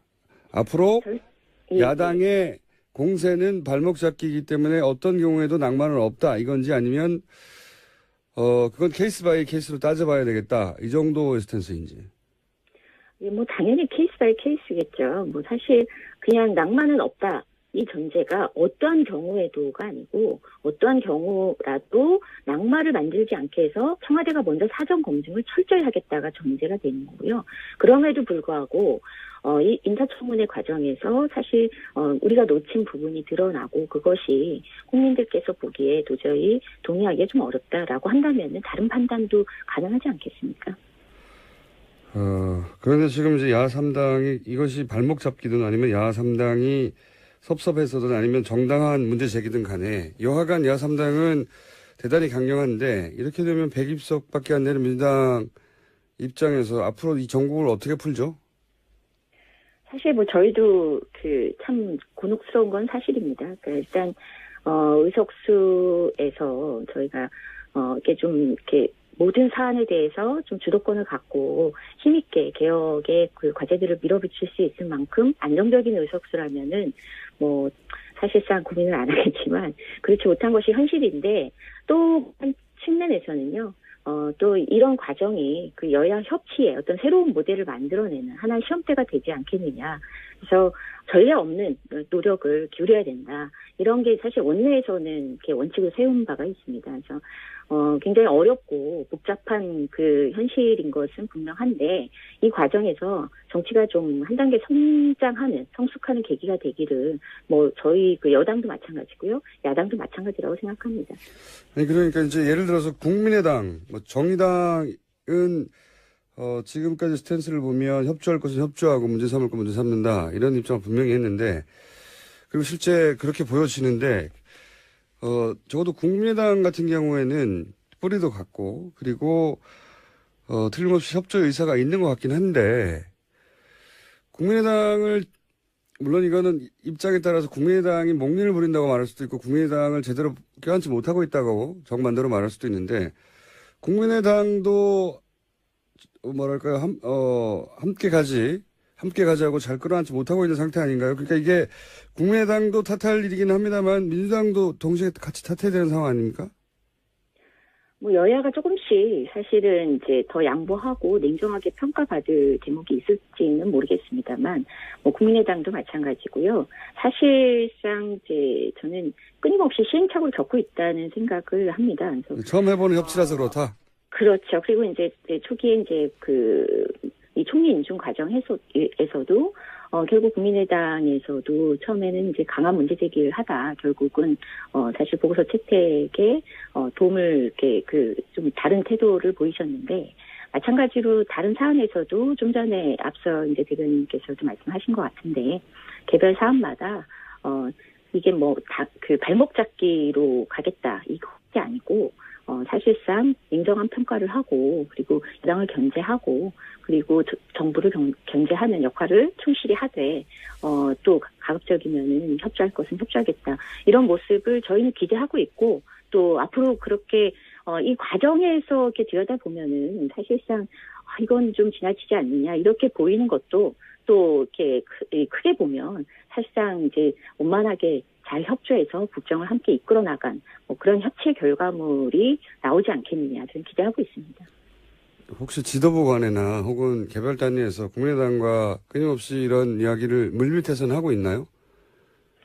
어제도 뭐 원내대표 간 이제 뭐 비공개 회동이 있었는데요. 일단 원내 차원에서는 상당히 노력을 많이 기울이고 있습니다. 뭐 국민의당 같은 경우는 말씀하신 듯이 하셨듯이 뿌리가 같기 때문에 상당히 많이 이 친분 관계들이 있으시죠. 여다 정치를 오래 같이 한 분들이 많죠. 예. 그렇죠. 예. 그래서 이런 측면에서 조금 더 개별 의원님들 차원에서도 적극적으로 국민의당 의원님들과 소통하려고 노력하고 있고. 또 특히 이제 뭐 중진 의원님들께서 많은 노력을 기울이고 계신 걸로 알고 있습니다. 네, 120석 가지고 어떻게 할 거냐고 물어보는 질문은 굉장히 사실 답하기 어려운 질문이긴 해요. 네, 맞습니다. 막연하기도 하고. 근데, 국민들은 그렇게 묻죠.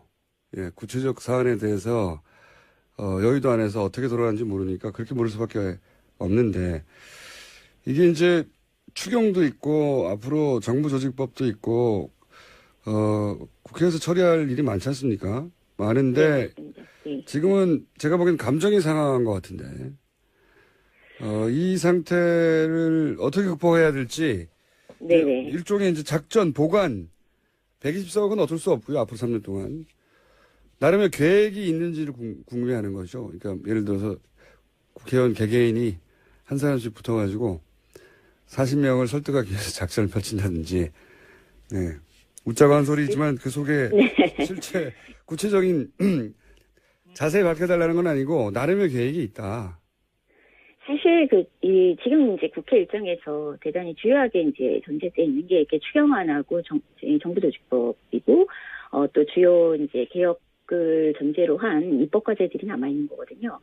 근데 이 사안들이 사실 여당의 입장과 특히 뭐 국민의당 입장이 뭐 너무 대립적이다 이런 그 내용을 들여다보면 그렇지 않습니다. 내용은 그렇지 않은데 네네. 기분이 이상했잖아요. 예, 사실 뭐 이런 그 하나의 건건의 과정에서는 뭐 감정적인 어떤 이렇게 대립도 있을 수 있지만 또 정치를 하시는 분들이 그런 거에만 사실 붙들려서 이후에 중요한 여러 그 정치적 과제들을 무시하거나 또 그것을 전제로 판단하거나 그러진 않으신 것 같아요. 그래서 그때 또 털 거 털고 이후에 또 이런 그 과정들이 추경이나 이런 특히 정부조직법 또 입법 과정들은 이 야당들도 사실 아주 중요하게 챙겨야 되는 내용들이 많이 있습니다. 그래서 이 부분을 좀 중점적으로 함께 더 협의하고 특히 뭐 추경안 같은 경우는 이미 조금씩 협의가 들어가고 있는데 이 부분은 정말 아까 국민의당 대변인께서도 말씀하셨지만 개별 사안이고 독립 사안이기 때문에 이 내용의 협의는 또 다른 또 차원이고 또 다른 국면으로 전개되는 측면이 있거든요.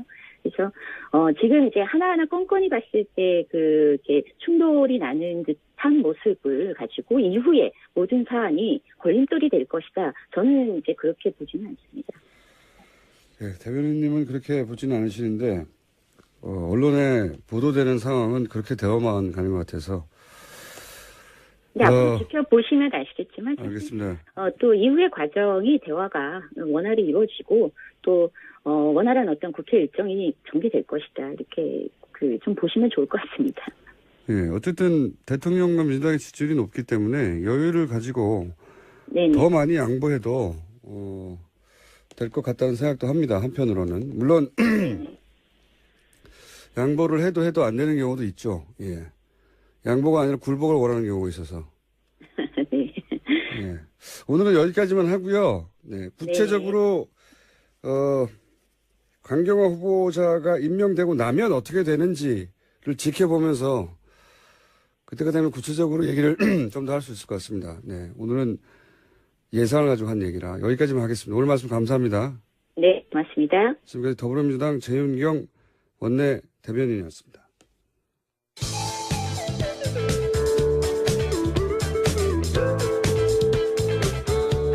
대한민국 시사 프로그램을 선도합니다. 고깃빛깔 김어준.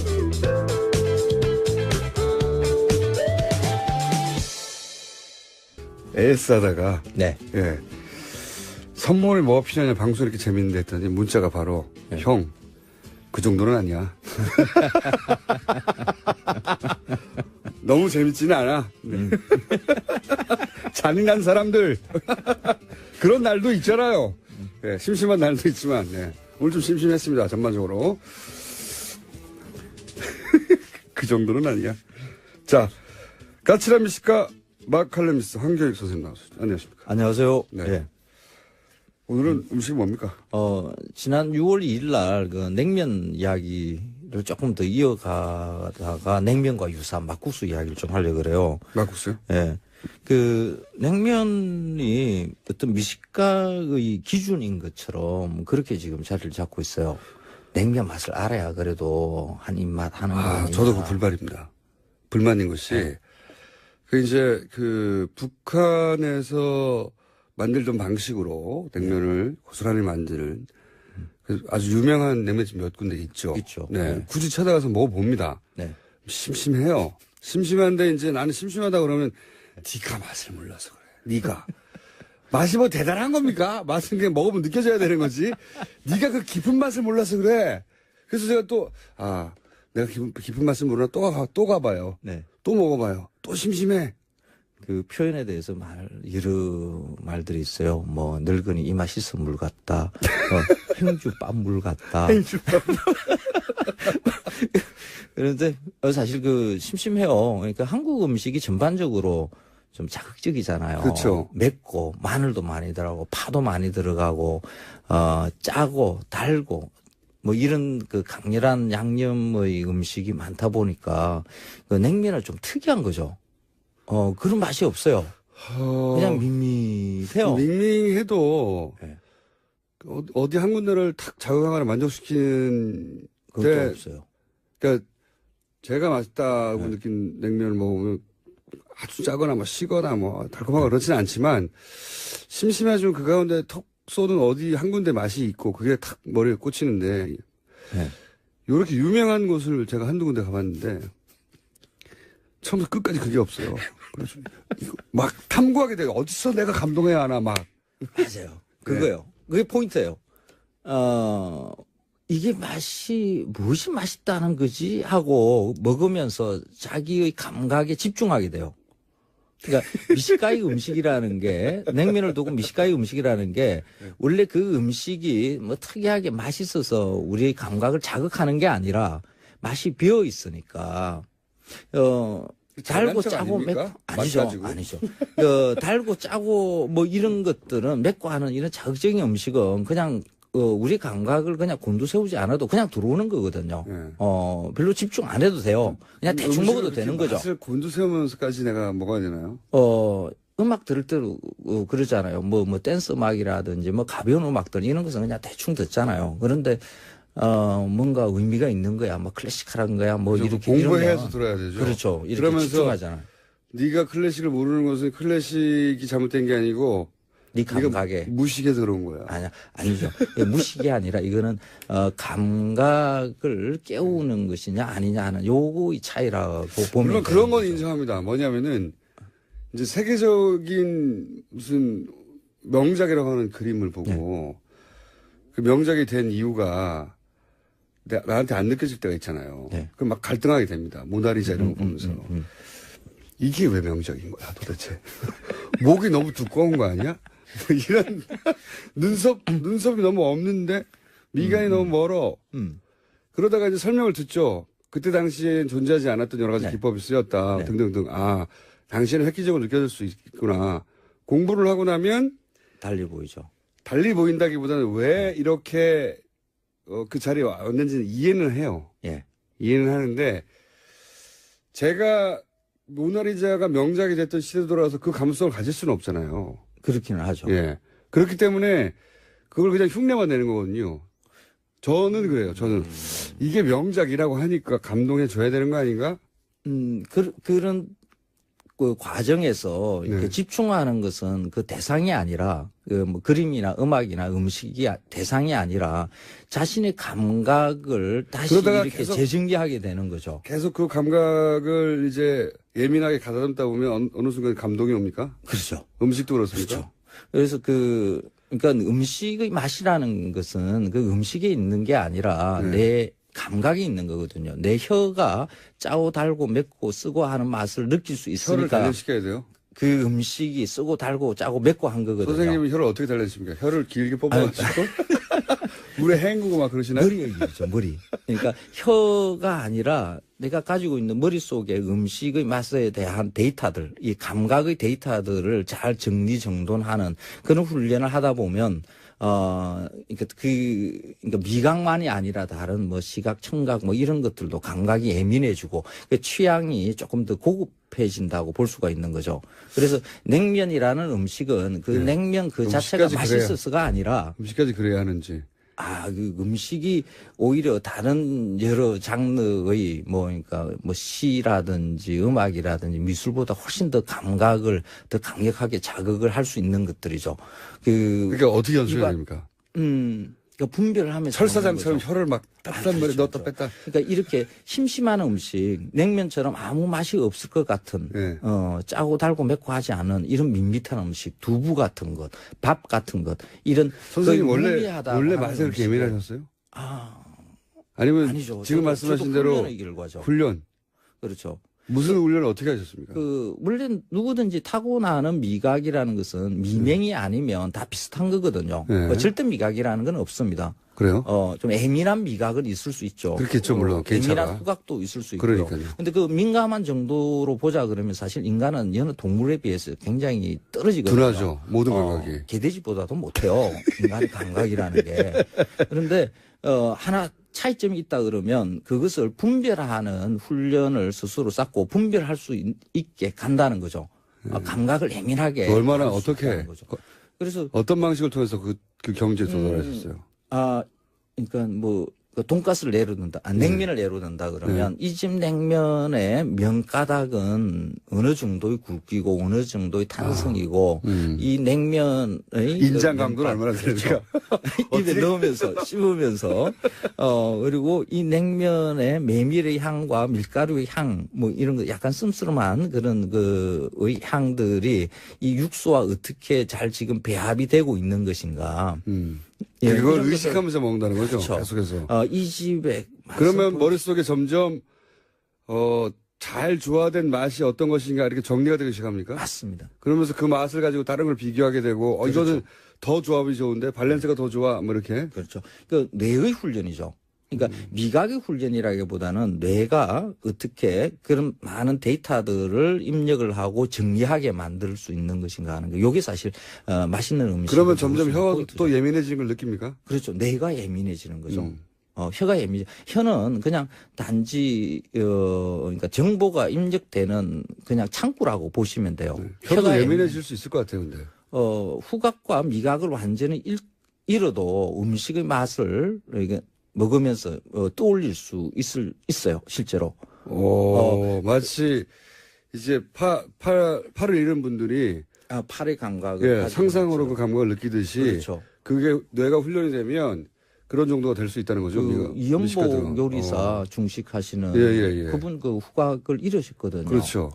근데 그런데도 불구하고 그렇죠. 음식을 보고 느낌으로만 가지고도 그 맛을 갖다가 짐작을 하실 수 있죠. 그건 뭐 대단한 경지네요. 아닙니다. 모든 인간이 다 똑같습니다. 그렇게 할 수 있다. 경지가 아니고요. 네. 모든 인간의 감각은 똑같은데 그 감각을 어떻게 잘 훈련하는가의 문제죠. 왜냐면 그 음악을 그 여러 장르의 음악을 듣고 미술도 그것을 즐기고 하는 거 이거 음식도 똑같은 겁니다. 아니, 다른 얘기 해야 되는데 이거 가지고 딴 이야기. 이거 굉장히 중요한 거든. 그러니까 음식을 그렇죠. 즐기는데 중요한 가장 중요한 거죠. 그래서 냉면을 미식가의 음식이라고 하는 이유가 거기에 있는 겁니다. 감각을 예민하게 만들어 줄 수 있는 그것은 음식. 특별한 훈련이 아니라 음식을 먹으면서 그 음식을 구성한 요소들이 주는 그 여러 감각들 머릿속에 정리해보고 그렇죠. 느껴보고 네. 이건 이 맛이구나. 요 메밀은 이런 맛이네. 굵기가 이러네. 좀 덜 삶은 것 같은데 의식하면서 먹는다는 거죠. 계속해서. 그렇습니다. 그러면서 감각이 어렵네요. 좀 이렇게 고급화되고 취향도 조금 이렇게 남다른 자기만의 그 즐거운 삶을 갖다가 만들 수 한 있는 가지 설득되는 부분이 있긴 합니다. 그거를 제가 고기로 비유해 봤더니 고기 그렇죠.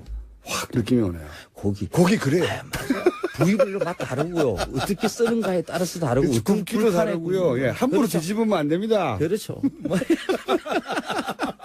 육수 맞아요. 예. 그래서 이 감각 이야기 하니까 이 이야기를 해야겠네요. 다음 주 목요일부터 부산에서 그 음식 영화제 하거든요. 음식 영화제요? 영화제요. 네. 제가 그게 또 운영위원장이에요. 음식 영화제는 전 별로 마음에 안 듭니다. 음식이 나와야죠. 뭐 보기만 하면 되고. 먹습니다. 먹기도 해요? 영화를 보면서? 영화 보면서 음식 막 나오는데 막 이렇게 침샘이 솟잖아요. 네. 뭐 그런 식으로 영화를 보면서 음식을 먹어요? 그렇습니다. 그래서 그건 영화제가 아닌 시식회지. 영화 보면서 음식 먹으면서 술 마시는 술까지도. 그 영화가 핑계죠, 그것은. 그렇죠. 그래서 모든 감각을 무슨 영화제요? 하면은 음식 영화제? 예, 부산 음식 영화제가 6월 22일부터 25일까지. 부산에서 하는 겁니다. 예, 그렇습니다. 부산까지 꼭 가야 되잖아요. 예. 부산? 뭐 KTX 타면 2시간 반이면 닿는데요. 제가 그 자리에 있으니까. 오늘 원래는 막국수하고 냉면 얘기해야 되는데.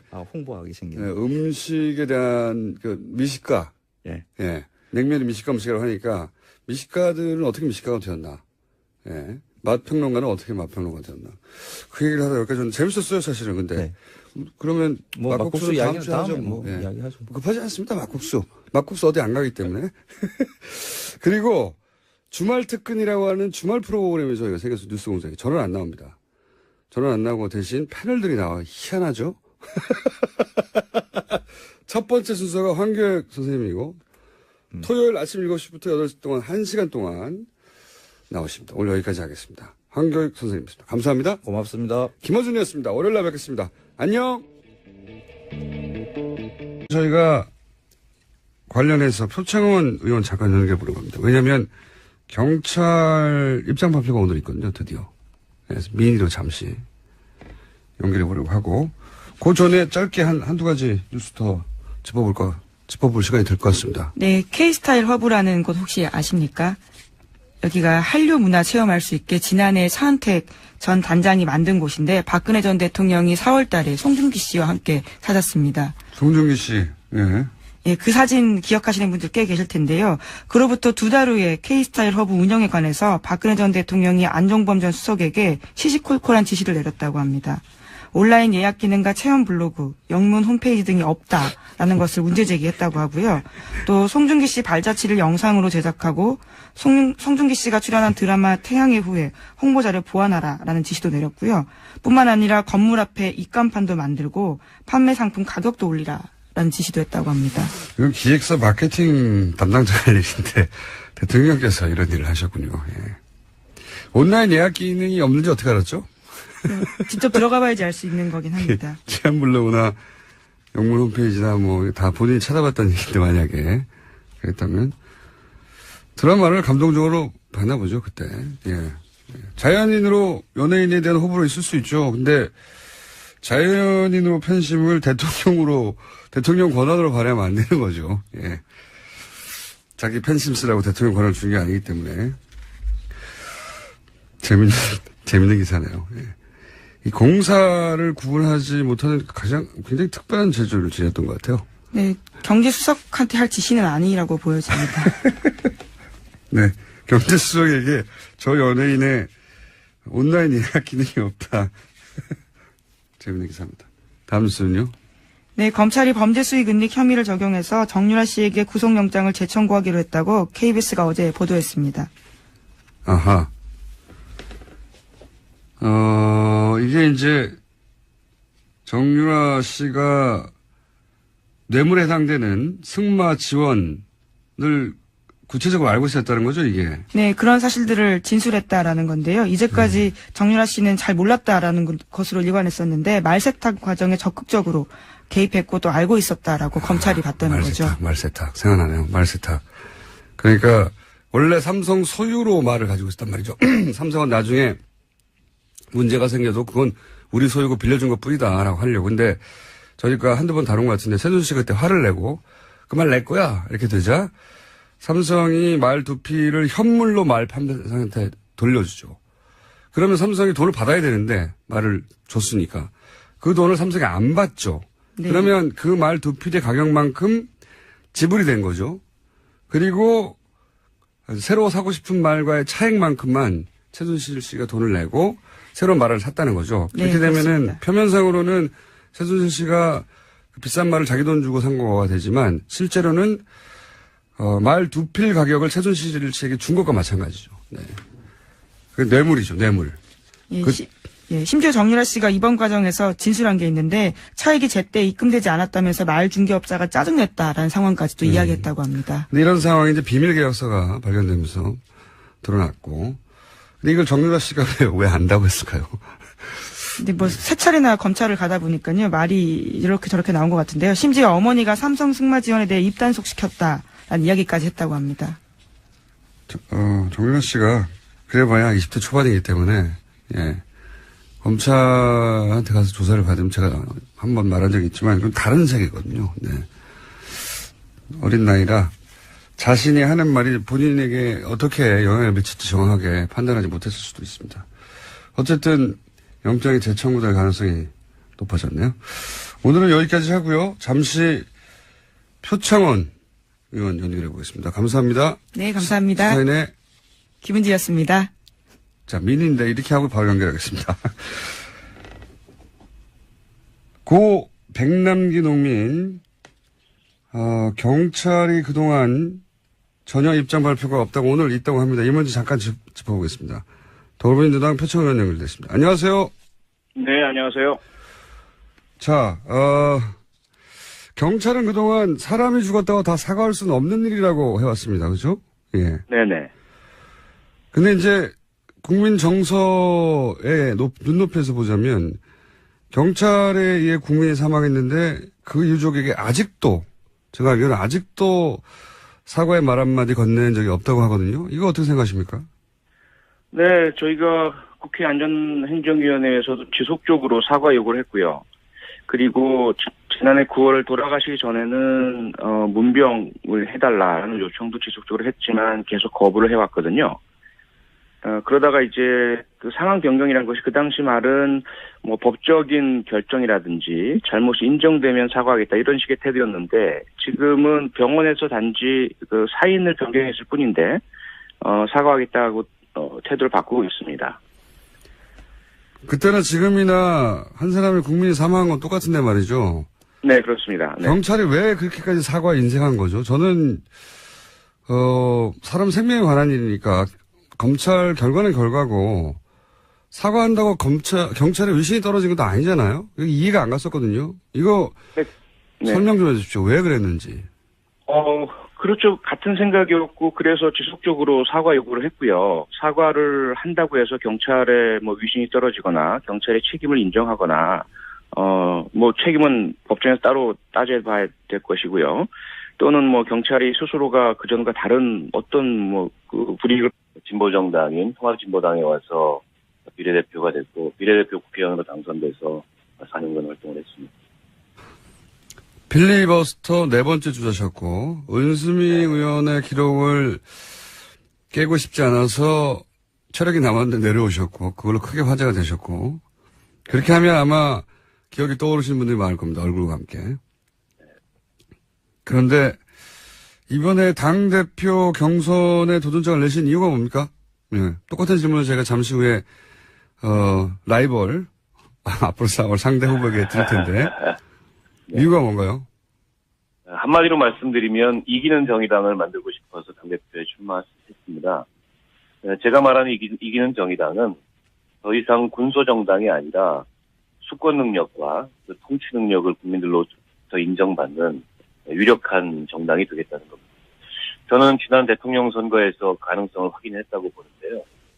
정권 교체를 통해서 국민이 이 보수 정치, 기득권 정치에는 파산 선고를 내렸고 정의당에게는 한번 경쟁해보라는 기회를 주셨다고 봅니다.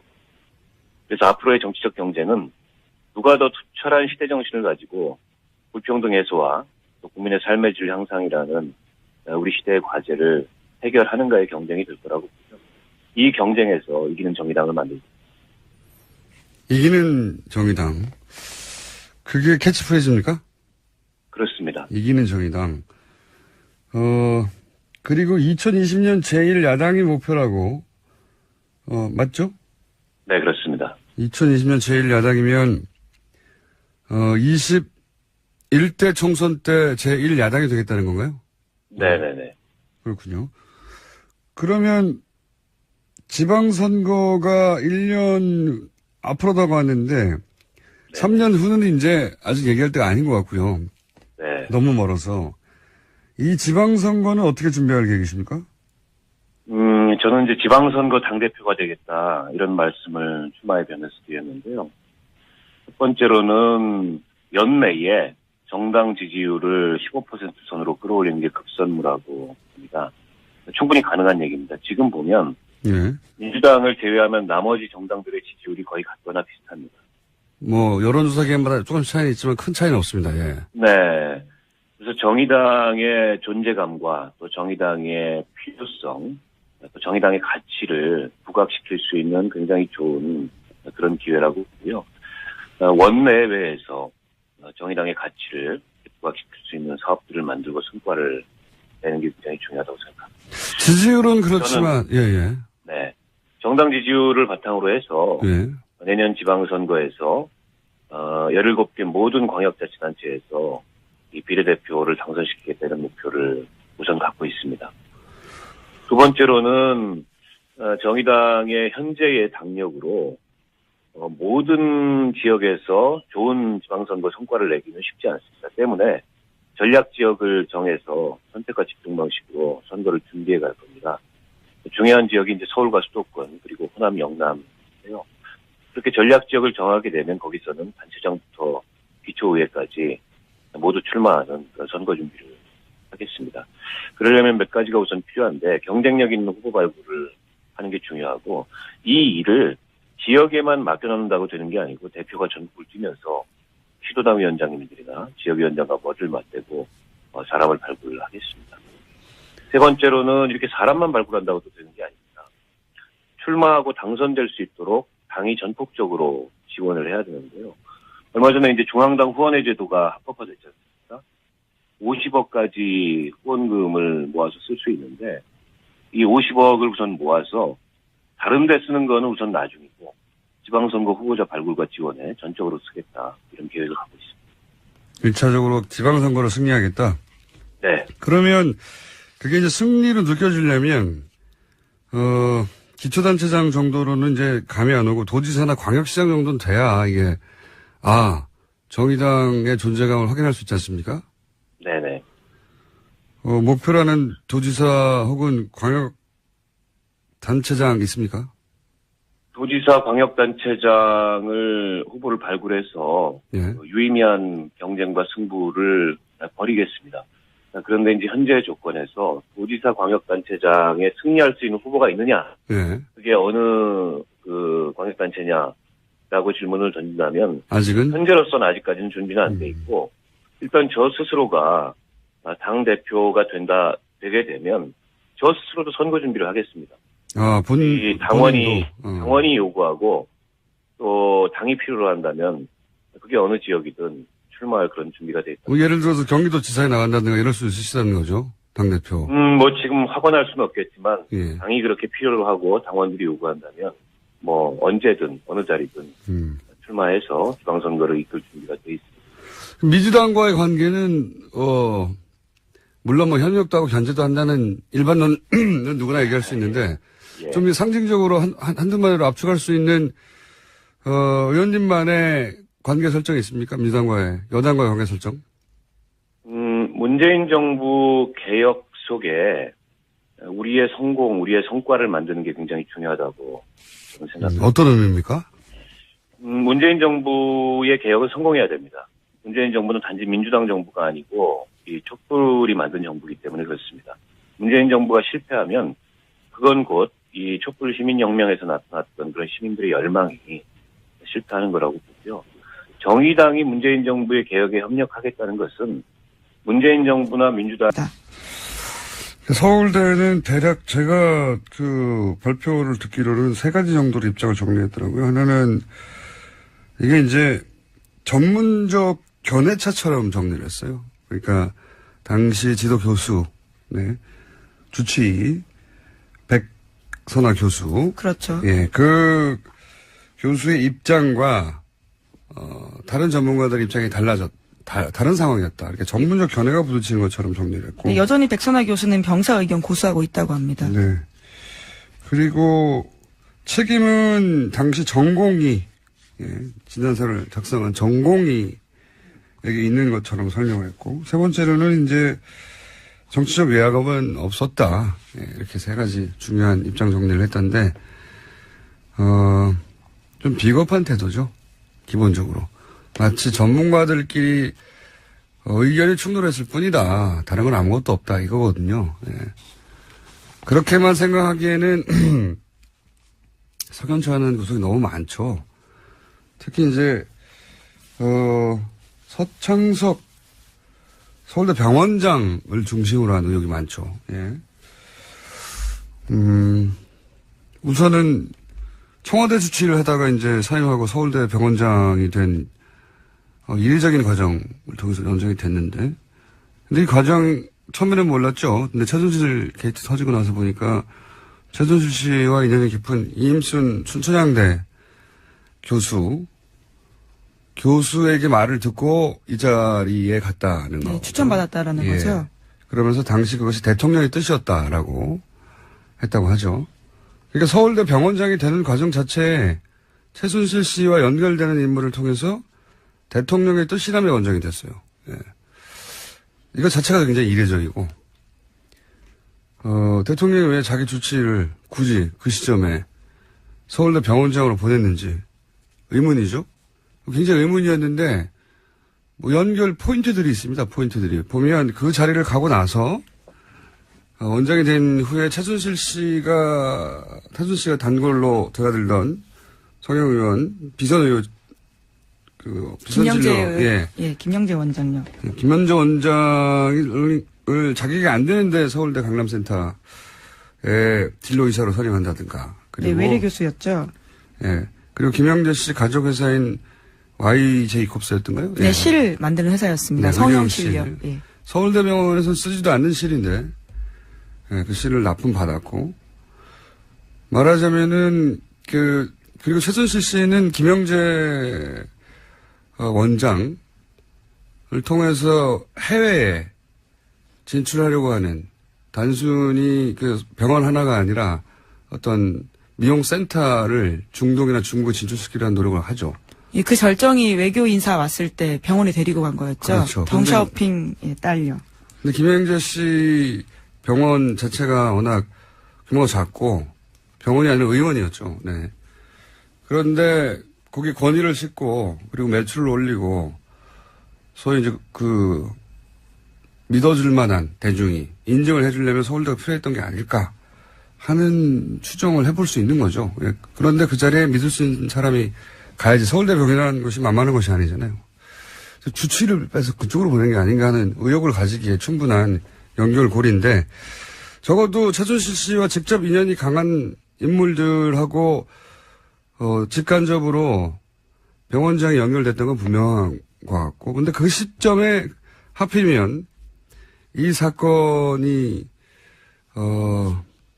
이 사건도 고려 대상인지 아닌지는 모르겠습니다만, 백남기 씨 유족 소송 과정에서 경찰이 법원에 제출한 서류를 보면 서울대 병원장이 백선아 교수로 하여금 수술을 하도록 했다. 네.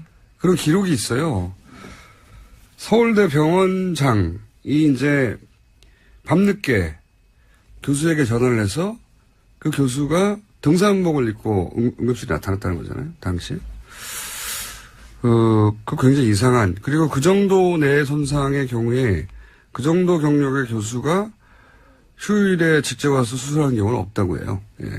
의사들, 왜냐면 응급실에서 당시 전문의 신경외과 교수가 있었는데 소생 가능성이 없다고 요양병원으로 옮기라고, 병원에서 해줄 일이 없다고 했었다고 하죠. 그러니까 수술을 했었던 것은 소생 가능성이 있어서가 아니라 당장 사망하면 정권이 부담이 되니까 고도의 의술로 생명만 계속 연장한 거 아니냐, 이런 의혹이 당시에도 있었고 여전히 풀리지 않고, 그 경향신문이었던 걸 기억하는데 단독으로 서 원장이 백남기 씨 사망 전후로 해서 상황들을 청와대에 수시 보고했다, 이런 보도도 있었어요. 네, 그런 보도 있었습니다. 네, 당시 김재원 정무수석에게 백남기 씨 병세를 상세하게 수시로 보고했고 그 내용을 새누리당 지도부와도 공유했다, 이런 보도가 있었어요. 예, 노조가 그래서 문제 제기하고요, 파면하라고 촉구했었습니다. 그렇죠.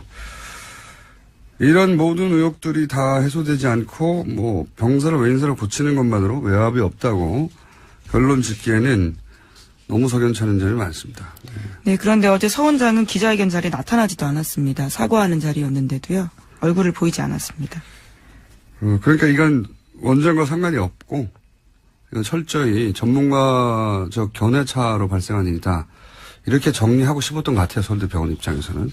여하간 큰 사건이었죠, 아주. 한 분의 사망에 그치지 않고, 정권이 어떻게, 한 사람의 사망을 은폐하거나 몰고 가려고 했나, 이런 의혹이 있는 큰 사건이었습니다. 잠시 후에, 안녕하세요, 김호준입니다. 서울대학병원이 고 백남기 씨 사망진단서에 사망 종류를 병사에서 외인사로 수정했습니다.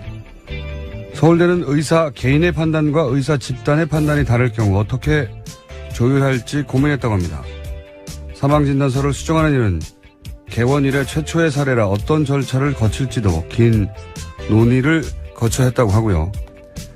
평생 한 분야를 전공한 전문가가 자신의 소신하에 결정을 내렸고 그것이 다른 전문가들의 견해와 다를 경우 어떻게 할 것인가. 만약 고 백남 씨 사건이 바로 그런 경우라면 설사 다른 전문가들과 이견이 있다 해도 그 전문가의 소신과 견해는 존중받아야 하죠. 그런데 백남기 씨 사건이 정말 그런 경우인가? 세월호가 정부의 책임이 아니어야 한다며 해경 123정 정장에 대한 업무상 과실치사 적용을 청와대와 법무부가 막으려 했던 그런 의혹을 그런 박근혜 정권 시절에 상상을 뛰어넘는 과거를 떠올리지 않을 수 없습니다. 병원은 어떤 정치적 외압도 없었다고 합니다. 그랬어야만 하죠. 하지만 그렇게 믿고 그냥 넘어가기 전에 과연 그런 일이 정말 없었는지 철저히 따져봐야 합니다. 그리고 나서 믿어달라고 해야죠. 신뢰는 공짜가 아닙니다. 김호준 생각이었습니다.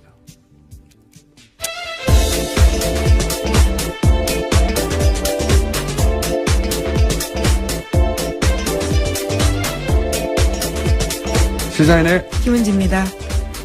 네, 어제는 하루 종일 이 오후에 고 백남기 씨 사건 관련해서 기사가 많이 쏟아졌죠? 네, 어제 오후 2시에 기자회견이 있었습니다. 오늘은 이제 경찰 입장 발표가 있다고 하고. 자, 오늘 뉴스부터 짚어보겠습니다. 뭐가 있습니까? 네, 문재인 대통령은 어제 청와대 수석보좌관 회의에서 강경화 외교부 장관 후보자에 대한 임명에 대해서 발언했습니다. 문재인 대통령은 강경화 후보자는 자신이 보기에 당차고 멋있는 여성이라면서 국민들도 지지가 훨씬 높다 이렇게 밝혔는데요. 문 대통령은 청와대에서 후보자를 검증하는 게 야당 역할이지만 최종 판단은 국민의 몫이며 장관 임명은 대통령의 고유 권한이다 이렇게 선고했습니다. 따라서 문 대통령은 절차에 따라서 내일까지 강 후보자의 청문 보고서를 채택해 줄 것을 국회에 다시 요청했고요. 요청에 응하지 않으면 오는 일요일 강 후보자를 임명하겠다라는 뜻입니다. 네, 이건 뭐 예상됐던 것이고, 예. 이 여익대에 대한 야당의 반발도 예상돼 있죠. 네, 그래서 저희가 3부에 여야의 요 사안에 대한 입장을 한번 들어보기로 할 것이기 때문에, 예. 논평은 생략하고 다음 뉴스 넘어가죠. 네, 강동호 자유한국당 서울시당 위원장이 문재인 대통령에 대한 막말을 쏟아냈습니다. 어제 서울 여의도 기계회관으로 이사한 자유한국당 서울시당 개소식에서였는데요. 이 자리에는 자유한국당 대표의 출사표를 던진 홍준표 전 지사, 원유철 신상진 의원도 있었습니다. 네, 서울시당 개소식이라는 게 중요한 자리거든요, 사실요. 그래서 여기 지금 지난 대선 후보였고, 그리고 이번에 대표 경선에 나갈 후보 세 사람 다 온 건데, 그러니까 여기 개소식에서의 분위기가 사실 앞으로 자유한국당의 분위기라고 판단해 볼 수 있는 자리여서 이제 기자들도 많이 갔어요. 그러다 보니까 어떤 이야기가 나오는지 자세히 전달됐는데, 아예 오디오도 있으면서 잠깐 들어보겠습니다.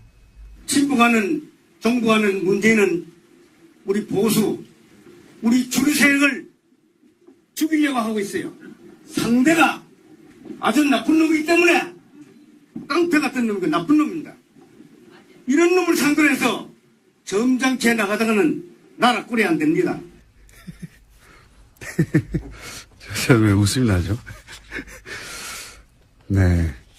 아주 거친 말을 쏟아냈어요. 친북, 종북, 문재인은 우리를 죽이려고 하고 있다. 네. 깡패, 뭐 이런 단어도 나왔고요. 네. 깡패 같은 놈, 나쁜 놈이다. 사석에서 이렇게 얘기할 수 있죠. 입장이 다르면. 근데 이제, 이 자리가 서울시당 위원장 개소식에다가 예, 당의 공식 행사였던 거죠, 이게 일종의. 기자들이 다 카메라를 대고 있었는데, 이게 보도되지 않을 거라고 생각하지 않았을 것이고. 저는 이제 이런 걸 보면 일종의 공포를 봅니다. 무섭구나, 이 상황이. 예. 그래서 상대가 나쁜 놈이 되어줘야 하는 거죠. 예. 근데 이제 서울시당 위원장 자리가 굉장히 중요한 자리인데, 이런 분위기로 서울에서 어필할 수 있을지 수도권에서는 모르겠습니다. 예, 하여튼 이것도 화제가 됐던 뉴스였습니다. 다음 뉴스는 아무리 생각이 들게요. 자꾸 생각할까. 특정 후보에 대한 지지 발언도 했습니다. 힘 있는 사람이 당대표 돼야지 어중간한 사람이 당대표 돼서는 안 된다라는 건데 계속 세게 가자라는 취지 이야기죠. 홍준표 전 도지사를 떠올리게 하는 깡패 같은 놈이다. 재밌습니다. 자, 다음 뉴스는요. 네, 어제 서울대병원이 고 백남기 농민의 공식 사망 원인을 병사에서 외인사로 변경했습니다. 서울대병원은 당시 사망 진단서를 직접 작성한 신경외과 전공의가 병원 윤리위원회 공고를 받아들여 사망 진단서 수정됐다고 어제 밝혔습니다. 유가족에 대해서도 사과했는데 고 백남기 농민이 2015년 11월 경찰이 쏜 물대포를 맞고 쓰러져서 300여일 투병 끝에 사망한 지 벌써부터 또 시간이 지나서 한 일입니다. 받는다거나 이런 것이 없다라는 것들을 충분히 알려드리고 사과를 해달라라는 그런 요구를 했는데 경찰 입장에서는 그때 저희가 판단을 했을 때는 사과를 하고 싶어도 당시 정권의 실세, 우병우 민정수석이나 박근혜 전 대통령이나 누구인지는 모르겠지만 허가를 해주지 않았다라는 그런 인상을 많이 받았습니다. 그러니까 경찰이 만약에 사과를 하게 될 경우에 2015년 11월 14일 민중총궐기 당시에 경찰의 조치가 잘못되었다라는 것을 인정하는 꼴이 되고 그렇게 되면 과거에 1987년 이한열 열사의 사망이라든지 결국은 헌법의 개헌과 정권 교체, 대통령 직선제로 이어졌던 경찰의 잘못을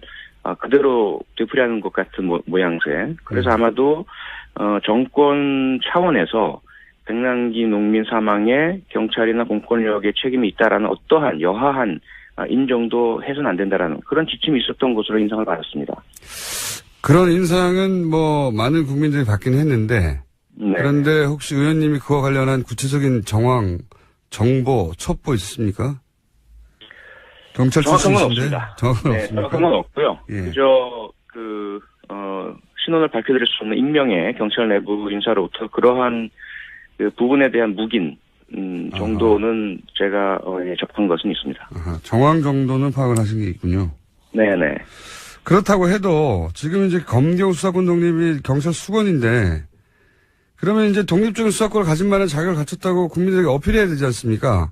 네. 근데 이런 정도의 인권 감성으로 우리 경찰은 그런 자격이 된다. 이게 설득이 대중적으로 될까요? 그렇지 않기 때문에 지금 검찰 개혁에 대한 요구가 국민들로부터 빗발치고 국민 다수의 그런 검찰 개혁에 대한 지지를 받고 있으면서도 경찰의 수사권 독립을 해주겠다라는 부분에 있어서는 그만큼의 지지나 탄력을 못 받고 있는 현실 아니겠습니까? 예. 사실 경찰이 먼저 선제적으로 신뢰를 회복하고 첫째는 정치적 중립이죠. 어떠한 권력이 들어선다 하더라도 그 권력의 취향에 맞게 이리저리 흔들리지 않겠다라는 그러한 그 정치적 중립의 모습을 보여줘야 하고요. 그리고 국민 한 분 한 분의 생명과 자유를 소중히 여기겠다. 법과 절차, 원칙을 준수하겠다. 이 부분에 있어서 국민들의 신뢰를 받아야만 독자적 수사권을 부여해줘도 되겠구나라는 그런 국가적 국민적인 그런 신뢰를 받을 수 있는 것이죠. 그런데 이 사건, 백남기 농민 사망 사건이 가장 대표적이고 상징적이고 국민 여러분께서 가장 쉽게 접하실 수 있는 경찰의 태도이거든요. 예. 이렇게 본다면 지금까지의 모습으로는 사실 국민의 신뢰를 받을 수 없다 이렇게 볼 수 있죠. 그럼 오늘 예정된 경찰의 입장 발표는 어느 정도 수위가 될 거라고 생각하십니까? 아십니까 혹시? 아니요, 전혀 모르고요. 예. 그런데 입장 발표라는 말 속에서 해결될 문제는 아닌 것 같습니다. 이미 사과의 유효 기간은 지났고요. 예. 이미 그 백남기 농민이 살아 계실 때, 그리고 지속적으로 국회에서도 사과 요구를 했을 때, 사과를 했어야 그 사과의 효용성이 있고요. 지금은 너무 뒤늦은 상황이기 때문에 사과의 의미가 별로 없고, 유가족께서도 사실 이 사과로 만족하실 상황은 아닌 것 같고요. 마음이 풀리실 부분도 아닌 것 같고요. 그래서? 이제는 그 당시 2015년 11월 14일 물대포를, 지나치게 규칙에 위반돼서 저희가 봤을 때는, 예. 그 직사를 하게 된, 행위자와 그 상황에 대한 지휘자, 어떻게 해서 그런 상황이 발생했는지에 대한 철저한 진상조사, 행위자들에 대한 철저한 법적인 책임 추궁, 수사, 이런 부분들로 진상을 다 밝히고, 그리고 왜 사과를 하지 않았는지, 왜 문병을 하지 않았는지, 왜 인간으로서의 도리를 경찰이 하질 않았는지에 대해서도 명확하게 소상히 밝히는 것만이 이 백남기 사건에 대한 경찰의 잘못을 바로잡을 수 있는 그 유일한 방법이다라고 생각합니다. 듣고 보니 그러네요. 네. 그러니까 사과 문제가 아니라 이제 책임수를 분명히 밝히고 스스로, 그것도 경찰 스스로 밝혀야 한다. 오늘 경찰 입장 발표가 예정돼 있는데 아직은 나오기 전에 여기까지만 하고요. 결과가. 입장 발표된 후에 의원님 다시 한번 스튜디오 모시거나 해서 좀 꼬치꼬치 따져보죠. 오늘 여기까지 하겠습니다. 네, 알겠습니다. 고맙습니다. 네, 오늘 말씀 감사합니다. 지금까지 더불어민주당 표창원 의원이었습니다. 자유한국당, 바른정당, 정의당 모두 조만간 당대표를 새로 선출합니다. 오늘은 정의당 새 사령탑에 도전한 두 분을 연결해 보겠습니다. 먼저 정의당 경기도당 위원장 박원석 전 의원 연결됐습니다. 안녕하십니까? 네, 안녕하세요. 드디어 당 대표에 나서시는군요. 네, 그렇습니다. 네, 언젠가 나서실 거라고 모두들 예상했지만, 자, 우선 19대 의원을 하셨고 또 필리버스터 때문에 개혁하신 분도 많겠습니다만 본인 소개를 잠깐 해주십시오. 예, 19대 국회의원으로 일했던 정의당 당대표 후보 박원석입니다. 끝입니까? 계속 길게 해도 되는 겁니까? 네, 예를 들어서 저는 본인의 경력이라든가 짧게. 예. 네, 1994년도에 박원순 서울시장 그리고 조희연 서울교육감 같은 분들과 함께 참여연대라는 시민단체를 창립했고 18년 정도 일을 했습니다. 2012년 총선을 앞두고